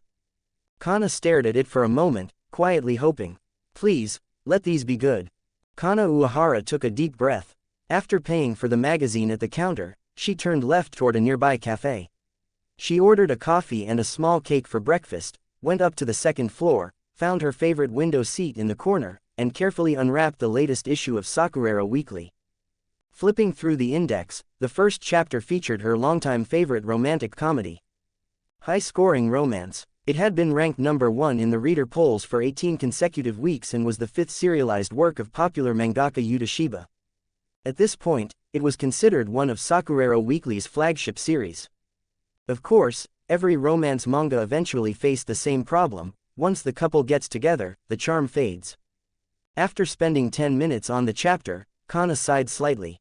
It wasn't bad, it just didn't have that spark anymore, the youthful shine she loved. She then flipped to Lament, created by the genius high school mangaka Sake. She read quietly for a long while before letting out another sigh, this time of admiration. Unlike high-scoring romance, Lament's pacing tightened in the later arcs, completely avoiding filler. The reading experience was far smoother. After that, Kana turned her attention to the newly serialized manga. 5 centimeters per second, huh? She murmured softly. Drawn in by the illustration style she'd noticed earlier, she flipped straight to its first page. The opening spread was a watercolor soft depiction of falling cherry blossoms, accompanied by simple but poetic narration. Did you know? It said they fall at 5 centimeters per second. Cherry blossoms. They drift down at 5 centimeters per second. Is this the origin of the title? Kana wondered, sipping her coffee as her interest grew. Lines like these didn't explain the setting. They didn't push the plot forward. But they flowed beautifully, and carried quiet emotion. Whoever the creator Shirogane was, Kana thought, they must be a very sensitive person. In the manga, the girl named Akari opened her palm, letting petals slip between her fingers. Doesn't it look like snow? Ah, that kind of ambiguous, delicate dialogue. Some readers might call it pointless. But people like Kana loved it. A girl running down a gentle slope, a boy chasing after her. Just as she crossed the railway tracks, the crossing gates fell, trapping them on opposite sides. The tracks became a visible line between two worlds. Akari lifted her red umbrella against the drifting petals and smiled, a smile soft as spring itself. I hope we can see the cherry blossoms again next year. Same scene as the film. Different artist, different paneling. A completely new emotional impact. Rei's draftsmanship still had room to grow, but his ability to convey emotion, the subtle shift in eyes, the trembling of a smile, was astonishingly strong. The panels were deceptively simple, but somehow Kana felt a quiet sadness forming in her chest, even though she had no idea what happened next. Why did this scene feel so lonely? As the chapter moved from color to black and white storytelling, the atmosphere shifted. The faint melancholy deepened. The story shifted into Akari's inner monologue, Takaki written like fragments of letters addressed to. When I think back, I even miss the unbearably hot Tokyo summers, the melting asphalt roads. The last time we met was at graduation. Takaki, do you still remember me? To Takaki, thank you for your letter. Autumn has already arrived. Yesterday was the first time this year I wore a sweater. A few short panels, paired with Akari's gentle narration and Takaki's increasingly lonely expression, were enough for Kana to grasp the situation. The boy and girl who once promised to watch the cherry blossoms together next spring, hadn't seen each other for an entire year. Akari had transferred schools. Their only contact now came from exchanged letters, each telling small pieces of their days. Their longing grew stronger. Originally, they lived only a few prefectures apart. But now that Takaki was also transferring, this time far, far away, the distance between them would stretch into something impossible. A distance two middle schoolers could never hope to cross again. Before he moved, they decided to meet one last time. There's a huge cherry blossom tree near my home. When spring comes, the petals fall at 5 centimeters per second. I kept thinking, how wonderful it would be if spring and Takaki could arrive together. Akari. The plot unfolded slowly but delicately, and combined with the soft backgrounds and unique paneling, Kana felt her chest tighten the moment she reached the scene of Akari sitting alone, writing. One lone bird in the sky. A quiet town dyed orange by the setting sun. A single girl writing words she couldn't say aloud. The loneliness seeped straight into the reader. The two, desperate to see each other again, arranged their meeting. Takaki would travel by train. Akari would wait at the station at 7 p.m. The manga never explicitly said it, but Kana felt it deep in her heart. If they failed to meet this time, they might never see each other again. Thousands of kilometers was enough to defeat even adults, much less two kids. Kana closed the magazine for a second. What kind of manga is this? She had never seen anything like it. It wasn't a typical romance comic. It was almost like reading poetry, beautiful, quiet, painfully delicate. Then the manga shifted into a flashback. How Akari and Yuto first met. How they bonded over shared loneliness and similar interests. How they promised to attend the same middle school. And how everything shattered the night Akari's family made her transfer away. She had called Takaki, hoping for comfort, a chance to see him one last time. But the boy, devastated and frightened by the idea of losing her, could only choke out. Enough. Stop talking. Kana slammed the page. What the hell? How could you say that to her? Akari had been forced by her family to transfer schools. She had no choice. She called Takaki that night to apologize, and this was the only response she got. Anger welled up in Kana's chest as she read on, but she couldn't stop turning the pages. The flashback ended, and a year later Takaki boarded the train heading toward the town where Akari now lived. But a sudden snowstorm ruined everything. He had to change trains twice, and each connection was delayed, something Takaki had never anticipated. During the long wait, he wrote a letter. Everything he'd wanted to tell Akari for the past year. His apology for that night. His honest feelings. He planned to give it to her the moment they met. But while waiting at the transfer station, the letter slipped from Takaki's coat pocket. A sharp gust of freezing wind lifted it high into the air, and carried it away into the dark, snowy sky. Gone. Standing on the platform, the boy hung his head. Tears gathered at the corners of his eyes. It wasn't just the lost letter. It was because he was already late. Their meeting time 7 p.m. had long passed. Now it was 8:15 p.m. Kana Uehara flipped the page. But there was nothing more. The first chapter of 5 centimeters per second ended there. A heavy pain settled in her chest, the kind that comes when a story cuts off right before the most important moment. Why do mangaka always do this? Why stop right here? Was Akari still waiting for him? If she wasn't, then Takaki would soon be moving even farther away, to a distant prefecture thousands of kilometers from Tokyo. Would this snowstorm truly separate them forever? Would they never meet again? Kana felt a dull ache rise inside her. The sadness wrapped around her like her own heartbreak had 2 weeks ago. What kind of manga is this? How can a first chapter hurt this much? Is this really the work of a newcomer?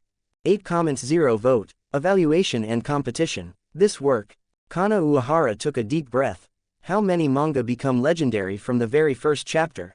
But for most series, the first chapter is enough to reveal the creator's true ability. The character depth and delicate emotional pacing in 5 centimeters per second were far beyond what a newcomer should be capable of. Kana carefully flipped through the color pages. There was also a small creator introduction for Shirogane. A quick look up on TWKAN showed a single line. Shirogane, a high school student living in Tokyo. An underage rookie mangaka. Kana blinked. A high schooler. That had to be a joke. A teenager might be able to create fluffy school romance fantasies. But this, a melancholic, quiet, painfully realistic story aimed at young adults. Impossible. Just as Kana was mulling over Shirogane's identity, thousands of fans were already flooding the Sakurero Weekly Forum, a subsite under Hoshimori Publishing Group. Although the internet in this Japan wasn't as advanced as the world Takaki remembered, online forums were still lively. Readers of weekly manga magazines always gathered to discuss new chapters the moment an issue hit stores. As expected of Yuto's new series, the first chapter of Love Like Fireworks was adorable.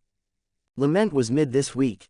Honestly, this chapter was way better than high-scoring romance. That one's basically filler now. I'm not buying the next Tankobon. Voting for Lament this week. By the way, did anyone read the other new series this week? You mean 5 centimeters per second? Yeah, what did you think? Thank God someone mentioned it. I thought I was the only one who liked it.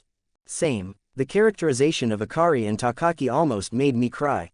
Haven't seen a romance manga with this much emotional detail in ages. But damn, it's slow, an entire chapter and they still haven't met. What's it about? Worth reading. Depends on taste, but the first chapter hooked me. Everyone should at least check it out. It's nothing like the usual Sakura weekly formula. I love slow burn romance. Spoiler. The leads are in middle school. The setting feels like the early Heisei era, no phones, only letters. A long-distance relationship romance. That's bold for a debut. No way it lasts more than 20 chapters, the plot will collapse.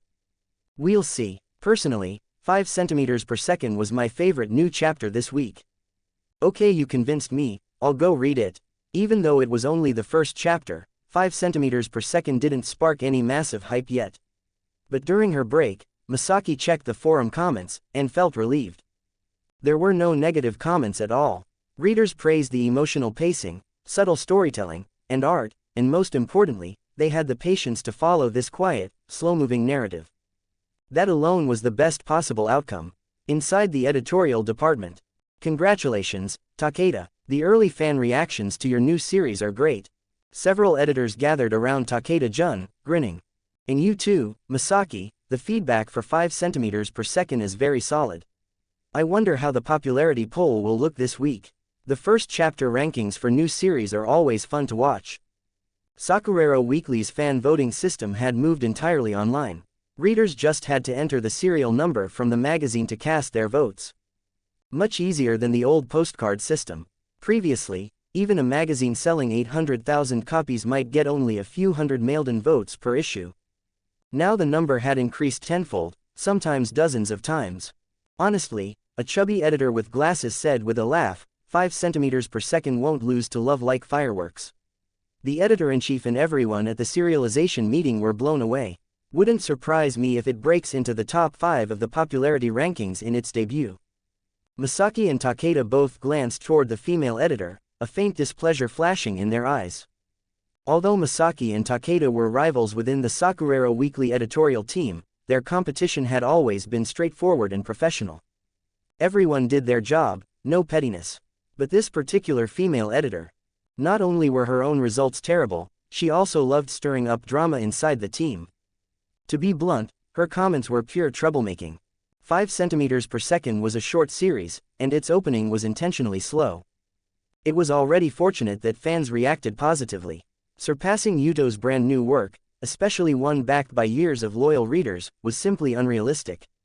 Her words weren't encouragement, they were empty flattery meant to provoke. I'm not aiming for the top 5, Masaki replied mildly. As long as it doesn't land in the bottom 3, it's fine. Even the series one serialized before, right up until cancellation, never scored that low.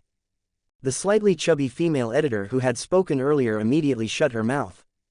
In the last few months, 2 of her manga had been axed from Sakurero Weekly due to low popularity.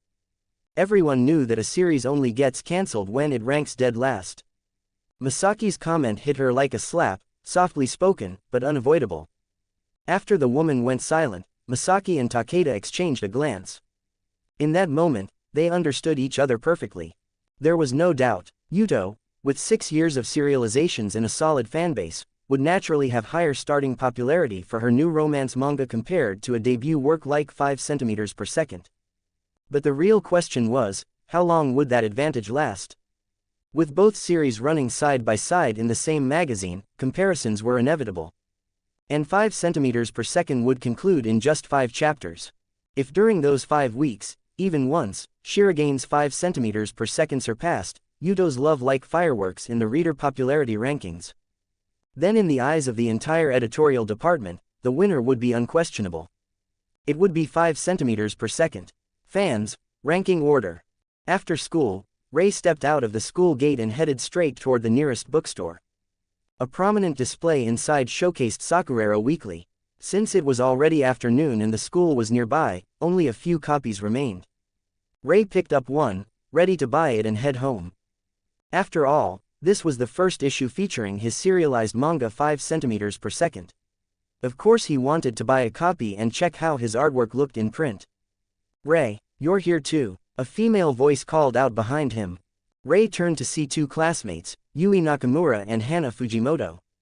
Both girls were academically weak and sat in the back row of the classroom, diagonally opposite his seat. They weren't particularly close. You like Sakurero Weekly too? Hana asked, her eyes brightening when she saw the book in Rei's hand. 2. Rei froze for a moment. That's right, Yui and I both came to buy it. We've been fans of this magazine for years. So, Rei, which manga do you like? Lament, or maybe high-score romance? Rei blinked, surprised that 2 students from his class turned out to be readers. And based on Hana's expression, she was definitely a seasoned manga fan. Seasoned manga fans always had that unmistakable excitement in their eyes whenever they talked about their favorite series. Rei knew that expression well. Me, Rei said, stepping toward the counter to pay. I like 5 centimeters per second. 5 centimeters per second, Hana repeated, confused. She glanced at Yui. Do you know it? No, I don't think that manga exists in Sakura Weekly, Yui frowned. Rei smiled, taking the magazine and waiting for his change. It's a brand new series starting this issue. You can read chapter 1 inside. Trust me, you won't be disappointed. What are you bragging about? Yui laughed. You just bought the magazine. You haven't even read it yet. How would you know the manga is good? Are you the author or something? You guessed right, Rei replied casually. Of course, he knew they wouldn't believe him, so he simply leaned into the joke. Oh, and let me give you a spoiler, this one's really sweet. You'll love it, make sure to follow it every week and vote for it online. After saying that, Rei waved goodbye and left the bookstore with the magazine. Yui and Hana exchanged glances, curiosity blooming in their eyes. Rei, a boy, buying a shoujo manga. Suspicious, Yui muttered. Maybe he isn't buying it for himself, maybe it's for his girlfriend, Hana whispered conspiratorially. You mean? Yui instantly remembered the rumors spreading around school. Rei and Miu from class 1 had been seen together after school many times, enough for people to assume they were dating. No way, Miu, she. Okay, stop guessing, let's just buy the book and go, Hana said. She picked up her copy of Sakurera Weekly, and the color cover for 5 cm per second immediately caught her eye. There really is one, and the art style was surprisingly beautiful. Rei's words echoed in her mind. A super sweet manga. Later that night, Rei stayed up drawing the first chapter of Tonight, even if this love disappears from the world. Until late, nearly oversleeping the next morning. He rushed to school, and after taking his usual seat, Hana turned around with a bright grin. Rei, you were right, I read 5 cm per second last night. It's so good, the art is amazing, I'll definitely keep following it. Thank you, Rei said quietly. What are you thanking me for? Hana giggled. You didn't actually believe you must be the author, joke, right? Rei just smiled and didn't answer. Classes dragged on through the morning, and by lunchtime, Rei found someone familiar waiting at the classroom door. Miu's appearance in the hallway instantly drew attention from nearby students, but Rei was already used to the stares she attracted whenever she showed up to find him. The two left the classroom together and headed up to the rooftop of the school building. Do you need something, or did editor Masaki want to talk to me? Rei asked. Even if my sister doesn't need you, can't I? Miu huffed. But she didn't string him along for long. She pulled out her phone, opened a picture, and held it out. What's that? Rei asked. This is the preliminary ranking for the newest chapters in Sakurera Weekly. It only counts votes from the first 24 hours after release. My sister sent me the picture this morning, Miu said proudly. Rei quickly leaned closer. 9th, his expression tightened with disappointment. The first chapter of 5 cm per second ranked 9th. Meanwhile, Love Like Fireworks, the other new serialization launched in the same issue, ranked 6th. What's with that face? For a brand new mangaka, making 9th place on your very first serialized work is already impressive. What were you expecting? Miu said, rolling her eyes. That other new manga is by a veteran artist with an existing fanbase. Of course you can't beat them right away. And don't underestimate 9th place. Once the second chapter comes out next week, without color pages or cover promotion, it might drop even further.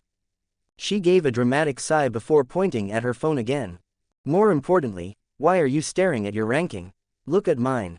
Yours? Rei asked. His eyes slid upward on the ranking list, then widened. At the very top, popularity ranking number 1, Lament author, Sake votes, 3912. The plot for High Score Romance was garbage this week, so its fans revolted. Miu puffed out her chest in pride. And thanks to that, after 2.5 years as a serialized mangaka, I finally hit number 1 in Sakurera Weekly. She grinned triumphantly. Well, amazing, right? You dragged me onto the rooftop at lunch just to show off. Rei said helplessly. What else? Miu said bluntly. What's the point of getting first place if I don't brag about it? Anyway, keep working hard, Junior. With your talent, maybe in 2 years you'll catch up and take the number 1 spot too. Her smile turned mischievous. But by then, I might already be serializing in Dream Comics, adored nationwide as a rising genius mangaka. Rei could only stare weakly. But he understood. She was a teenager, an excitable, overly dramatic teenage mangaka. And she genuinely saw him as a friend, otherwise she wouldn't have bothered coming all the way here just to brag. People only share their happiness with those they trust. Still, wasn't she getting a little too excited? Had Miu never considered the possibility that 5 cm per second might explode in popularity over the next few weeks, perhaps even knocking her down to second place? Rei couldn't help letting out a small laugh. Ha, I was being narrow-minded. It wasn't about dethroning her. It was simply that, When someone is genuinely happy, friends should smile and celebrate with them. That was all. Time continued its steady march, and another week quietly slipped by. June 20th, Wednesday. The second chapter of 5 centimeters per second was released with the newest issue of Sakurera Weekly. 6 comments 0 vote, sadness and achievement. Early Wednesday morning, bookstores across the city stocked the newest issue of Sakurera Weekly. Most people were already at work or school at that hour, but there were always a few who drifted between internet cafes and bookstores with no fixed schedule. Rina was one of them. June had arrived, and universities around Tokyo were gradually starting summer break. Seniors were preparing to enter the workforce. But Rina still hadn't found a job. Her family was well off, though, so she wasn't panicking. Most of her days were spent indulging in manga, hopping between bookstores and cafes with whatever new magazine caught her attention. A quick online search told her that this week's Sakurera Weekly had returned to an older-style cover, a collage of character portraits from every currently serialized manga. Youthful, warm, bright, but the top-ranking manga featured on the cover didn't interest her. She paid for the issue quickly and headed to a nearby cafe, choosing a seat by the window. The first thing she turned to was the page number for 5 centimeters per second. Just as some people fall in love at first sight, her connection with this manga had been instant. The first chapter had been slow and melancholic, nothing like the sweet, fluttery shoujo romances she usually read. And yet, I love it. Maybe it was because she had once known a boy like Takaki, back in junior high. She couldn't even remember his face clearly anymore. But knowing that such a person had once been a part of her life was enough to fill her with a small warmth. Smiling faintly, Rina opened the second chapter. The story picked up exactly where the first chapter had ended. Takaki had waited for hours at a transfer station on a freezing winter night. By the time the connecting train finally arrived at 8 p.m., he was already an hour late for his promised meeting with Akari, which was supposed to be at 7. His face, drawn in stark black and white, was filled with confusion, anxiety, and anguish. It was their first reunion in a year. And soon, once Takaki moved, the distance separating them would grow into something terrifying, thousands of kilometers. If they couldn't meet tonight, their last meeting might remain the graduation ceremony. Just one look at Takaki's expression made Rina feel a tight ache in her chest. How could 2 middle schoolers possibly fight against the decisions of their families? How unfair. I didn't make it in time, Akari must be so anxious. But that night, when she called to tell me she was transferring, she needed comfort far more than I did, and I didn't say a single kind word. I feel ashamed. Panel by panel, the ticking of a clock kept appearing. Time passed. 8 o'clock, 9 o'clock, the train had finally moved again. Only to stop in the middle of a snowy wilderness. Repetitive delays, endless cold. Takaki remembered Akari's letters from the past year. For some reason, Akari always sounded so alone in her letters. The train didn't move for 2 hours. Takaki sat with his head lowered, his heart cracking open, tears pooling in his eyes. And then, Akari, I wish you were home. The line pierced Rina's heart. She took a slow, shaky breath. In Akari's position, she would have been terrified, wondering whether he had left early, whether he had decided the weather was too dangerous. Or worse, whether she meant so little to him that he'd simply given up. And yet, there was still a sliver of hope. Rina turned the page. Takaki stepped off the train. The station was buried in layers of snow. It was past midnight. He's way too late. There's no way she's still there. Rina whispered, fists clenched. If she had been waiting, she would have gone home long ago. How could anyone endure from 7 p.m. into the freezing early hours of the morning? But Takaki pushed open the waiting room door. His eyes widened. And Rina froze. Sitting alone in the silent, empty waiting room was Akari. Her head lowered, her posture small and fragile. A girl who had waited through the freezing night without moving. Tears instantly filled Rina's eyes. Without a single line of dialogue, she understood. Akari must have felt abandoned. She must have thought she'd been stood up. But she stayed anyway, because she knew, if she left that station, she would never see Takaki again. Once he moved far away, they would have no next time. Was this what love looked like? Rina Morikawa's mind raced, but her eyes stayed fixed on the manga pages. She watched Takaki walk gently toward Akari. The moment the girl noticed him, her calm expression crumbled, sadness and relief flooding in all at once. Silently, she grabbed the sleeve of his coat, holding on desperately as tears slid down her pale fingers. Before she even noticed it, Rina's eyes had already turned red. The immersion was overwhelming. In the quiet waiting room, the two spoke softly about their lives over the past year. Then they stepped out together into the snowy night, walking side by side through the deserted streets. They arrived at the cherry blossom tree Akari had mentioned in her letters. But in the middle of winter, no blossoms were falling. "Hey, doesn't it look like it's snowing?" Akari reached out her hand, letting the snowflakes slip through her fingers. It echoed the scene from Chapter 1, what she had said a year ago. "I hope we can see the cherry blossoms together next year." No blossoms, but the snow made the same soft sound of petals drifting down. The two scenes mirrored each other. Under the winter sky, Takaki and Akari looked at each other quietly. For a moment, it felt like they had returned to a year ago. The falling snow turned into cherry blossoms in their eyes. The barren trees seemed to bloom for them alone. And then, softly, tenderly, they leaned in and shared a kiss beneath the tree. Rina stared at the panel with a swirl of emotions. It should have been sweet. A beautiful, heartwarming moment. But instead, her chest tightened. Because she understood the truth beneath the surface. Everything tonight existed only for tonight. Tonight's kiss, tonight's conversation, tonight's embrace, all of it would vanish with the dawn. Tomorrow, Takaki would return home, then move with his family to a town thousands of kilometers away. The more deeply they cared for each other now, the more painful the parting would be. It was like a dream that would end as soon as morning came. When we kissed, I felt we understood everything between us. But the next moment, an unbearable sadness washed over me. I knew we could not stay together forever. Distance, time, and life itself stood in our way. In the cold winter night, they embraced. Dawn brought the moment of parting. Akari stood at the train door, watching Takaki, offering him gentle words of blessing. Takaki promised they would continue writing letters and stay connected. Then Akari pulled out an envelope from inside her coat, a letter addressed to Takaki. Unopened, her expression was filled with sorrow as she watched the train pull away. No way, Rina panicked. Scenes like this were always precursors to tragedy. Why hadn't Akari given him the letter? Suddenly, Rina remembered the letter Takaki had lost in the snow back in Chapter 1. He had never managed to express his deepest feelings to Akari. And now Akari was holding onto a letter she couldn't give. Rina flipped the page, and froze at the words.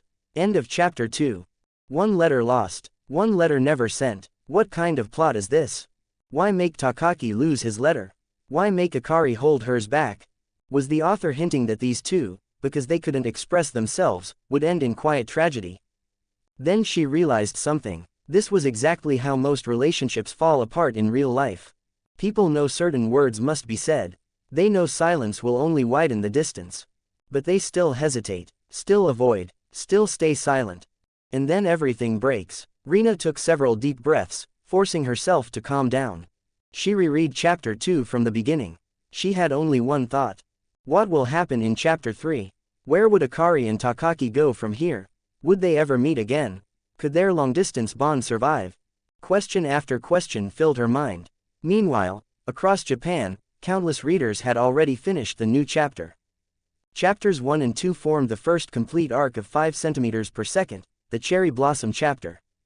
A story of two middle schoolers, and the fragile, heart-wrenching bond between them. Last week, readers felt only a subtle melancholy. But after this week, the arc's full emotional weight finally landed. Many manga readers had already sensed that something was unusual. On the official Sakurero Weekly Forum, discussions about 5 centimeters per second had exploded far beyond last week's volume. Sakura Drop 77. I cried in Chapter 2, when Akari was sitting alone in that freezing waiting room, OMG. Amiko. This is love. Real love. Stray Cat 14. Takaki is kinda weak though. Night Train 00. Weak. Man traveled hundreds of kilometers alone at 13. What do you want? Rebellion Arc. Shizuku Melt. Long-distance romance equals instant tragedy. Momo Mint. Bruh, they didn't even have smartphones. Pain speedruns. Rinrin Heart. I'm crying at lunch, RN, someone help. Muraseoko. This hit too close. I had a friend like that in junior high, then we moved. I still wonder what he's doing now. Tomato Splash. Yeah, this is definitely going tragic. Harukeo. Something is off. Why didn't Akari give him the letter? Petal Storm. Shirogane-sensei, if you're here, please listen. Make it sweeter later, I am begging. Uzuki Panic. It's literally chapter 2, y'all calm down. If you don't like it, don't read. Natsu Milk Tea. No. We like it, we just want them happy. Ghostline. Anyone know who Shirogane-sensei really is? Blue Sakana. Rumor says Shirogane-sensei is a high school student. Shigeru Momo. Impossible. A high schooler can't write emotional pacing this sharp. Kurokowax. Best romance manga this year hands down. Voting for 5 centimeters per second first. Hanaichigo. Sakurero Weekly usually goes for hopeful endings. Maybe there's still a twist coming. Ray Station 29. What if they stay in touch for years, promise to reach the same university, and finally reunite later? Could be a wholesome ending. Chiffon Sky. Wait, that sounds cute. I'd read that. The discussion only grew more heated, and at the same time, fans across the entire distribution region began voting for 5 centimeters per second through their mobile phones. Inside Hoshimori Publishing Group, the Sakurero Weekly editorial team monitored the internal data continuously. Everyone noticed the spike. It feels unexpected, Masaki murmured, her eyes thoughtful. She was genuinely beginning to anticipate the results. No one could predict how high 5 centimeters per second might rise in the rankings. But the fact that it ignited such a massive wave of discussion by only its second week was proof enough. This manga had serious potential. Normally, new series peaked in their first week thanks to heavy promotion. Week 2 always dropped, but judging from the momentum, 5 centimeters per second looked like it would rise instead. Regardless of the final number, 5 centimeters per second will most likely overtake Love Like Fireworks. Masaki glanced meaningfully at Takeda-jun. His brows were tightly furrowed. He had seen the signs too.